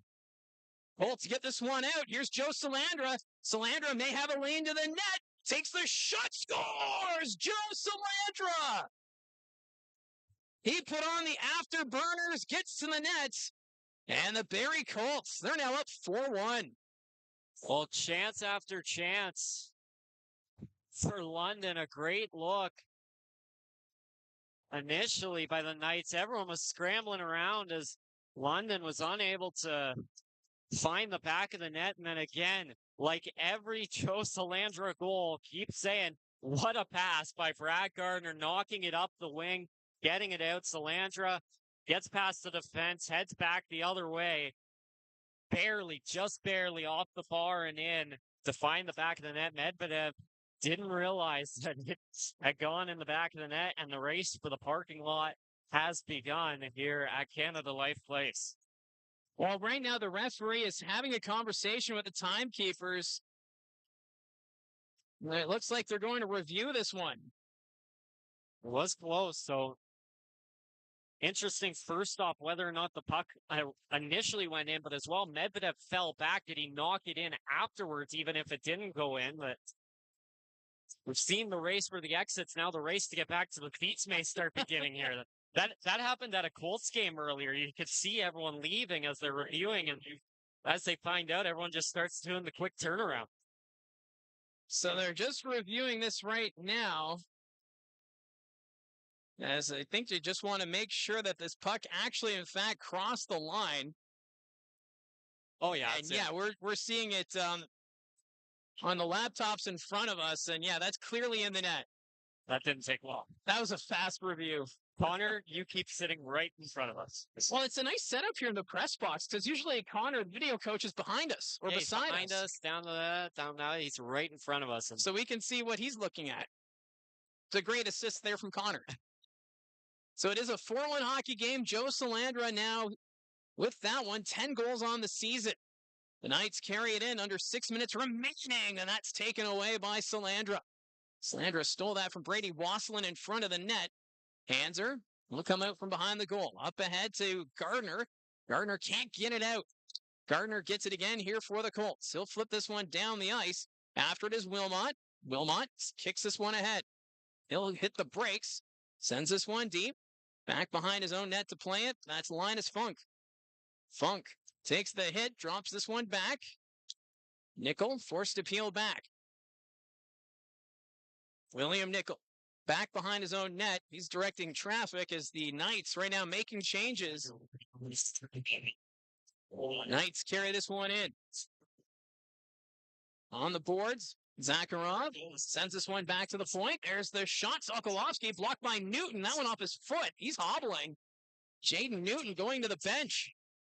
Colts trying to get it out. Crombie on the near boards. Passes that one over to Emerton. Cole Emerton. We'll just put that one towards the net. Zabeski after the loose puck. Drops it back to Crombie.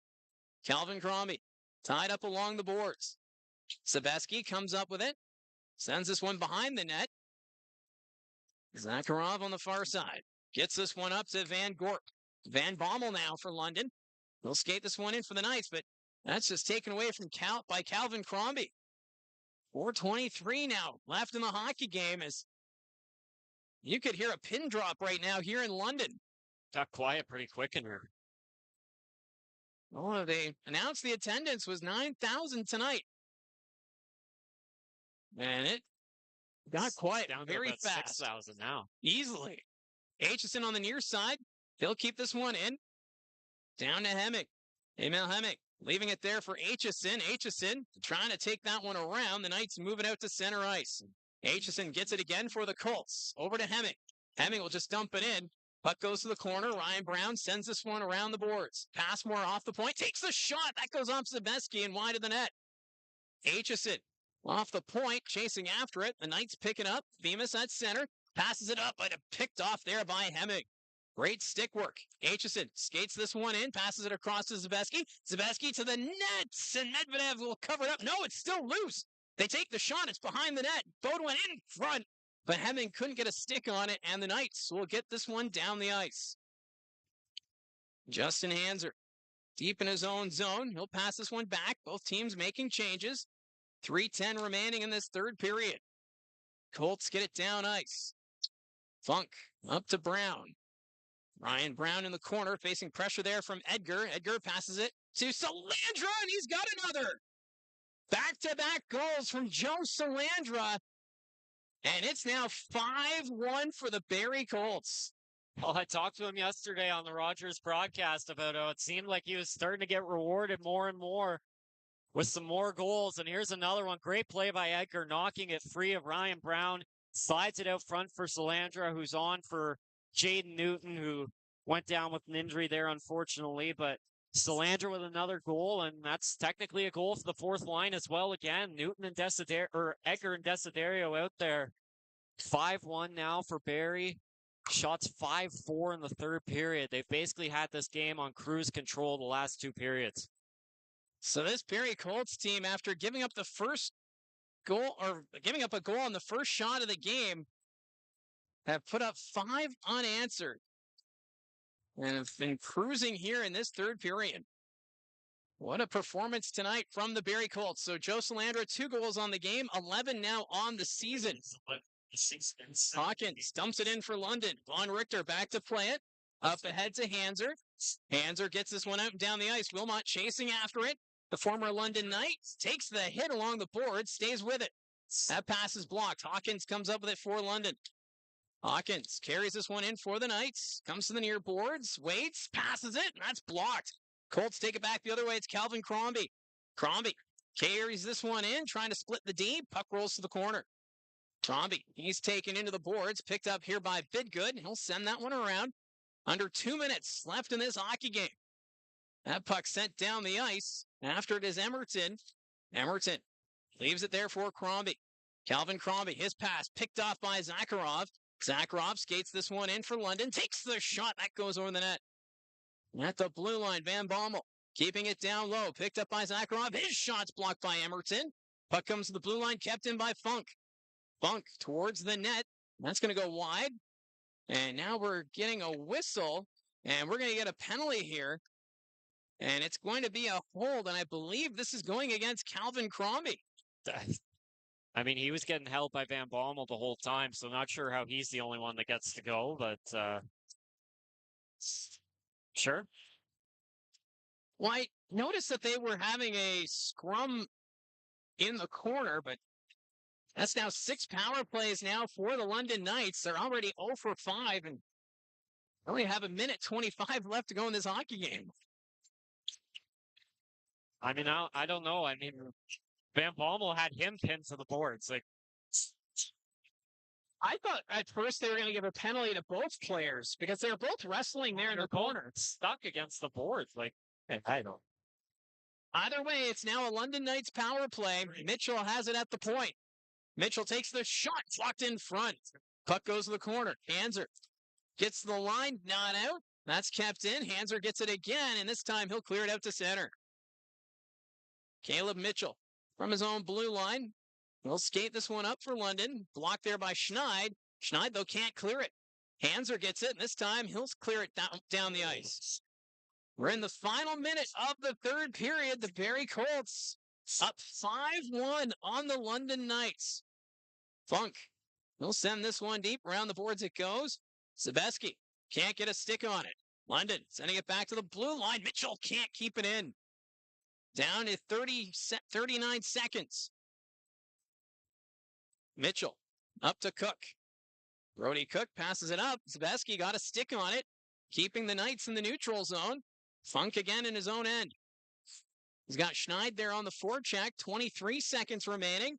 Carrying this one in. Zoo sends it to the corner. Eliasson runs over Cook. Cook, though, gets right back up. Climbs the puck, sends it to the blue line. Just kept in by Sokolovsky. 8 seconds left. Here's Cook.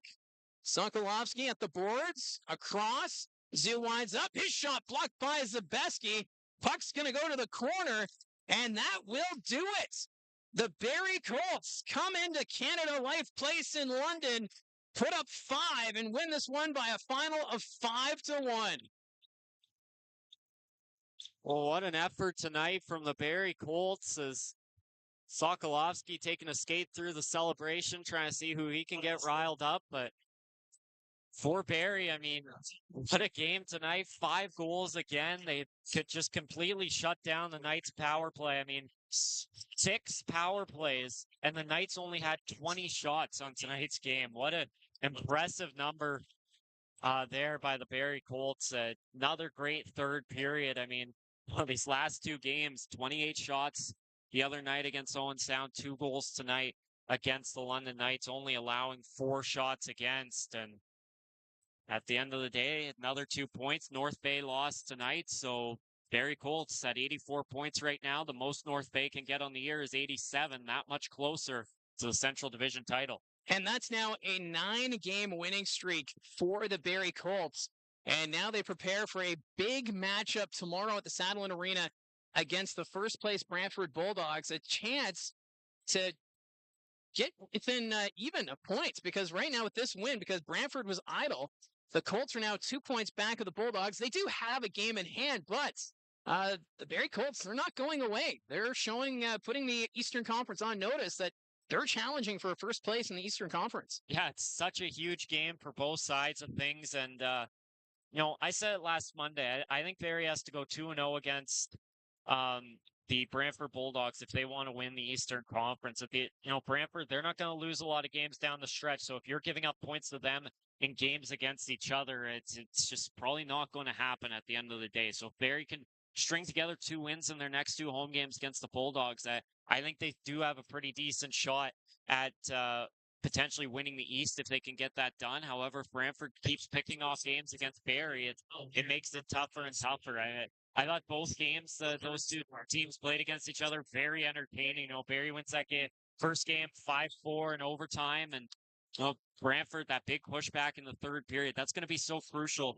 I think tomorrow, the third period, Brantford, they came back with 3 goals that first time they play each other to tie that game, force it into overtime.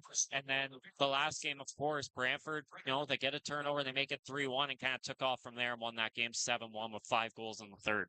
And then for this game, it's a great bounce back here for the Barrie Colts, because from the last time these two teams met, it was a 4-0 win for the London Knights. And there's just every time you play the London Knights, I know the fan base here in London, they have that mentality of us versus everybody. And when you play a team that's won back-to-back OHL championships, you know that teams are going to be stepping up. This is not the same London Knights team from these last 2 years, but for this Barrie Colts group, this has to feel really good for them to slay the dragon, which is known as the London Knights here, and, sending that message with 9 straight victories. And they shut things down. Knights, they had that 6 power plays, but really, London had nothing to work with. Yeah, the Knights, they're that team that realistically every fan base around the league not too big of fans of, because they're successful, because they win, because everyone wishes they could have the success that the London Knights have had over the last couple of years. I mean, there's 19 other teams that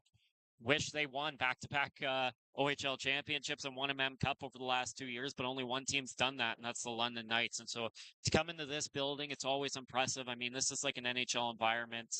Lots of seats, 2 bowls, huge jumbotron, just a great atmosphere in London. Lots of fans, of course, and Barrie came in and they did a great job, like you said. Looking at that first period, I mean, they come out, they give up that first goal, and they're able to bounce back. The last time these two teams play each other, London gets the first goal. They took it from there. But here tonight for Barrie, they come back with 3 straight. And then, like I said, the second and third period was on cruise control. Not a lot happened there outside of Solandra's 2 late goals. So we're going to take a look at the 3 stars presented by Craighurst Crossing by Georgian Communities. New homes, minutes from North Barrie, where inspired living meets small town charm. Third star of the game comes from the London Knights. A little surprised by that. Brody Cook with that opening goal, so he's your third star of the game. Second star, Joe Salandra with his 2 goals, also +2.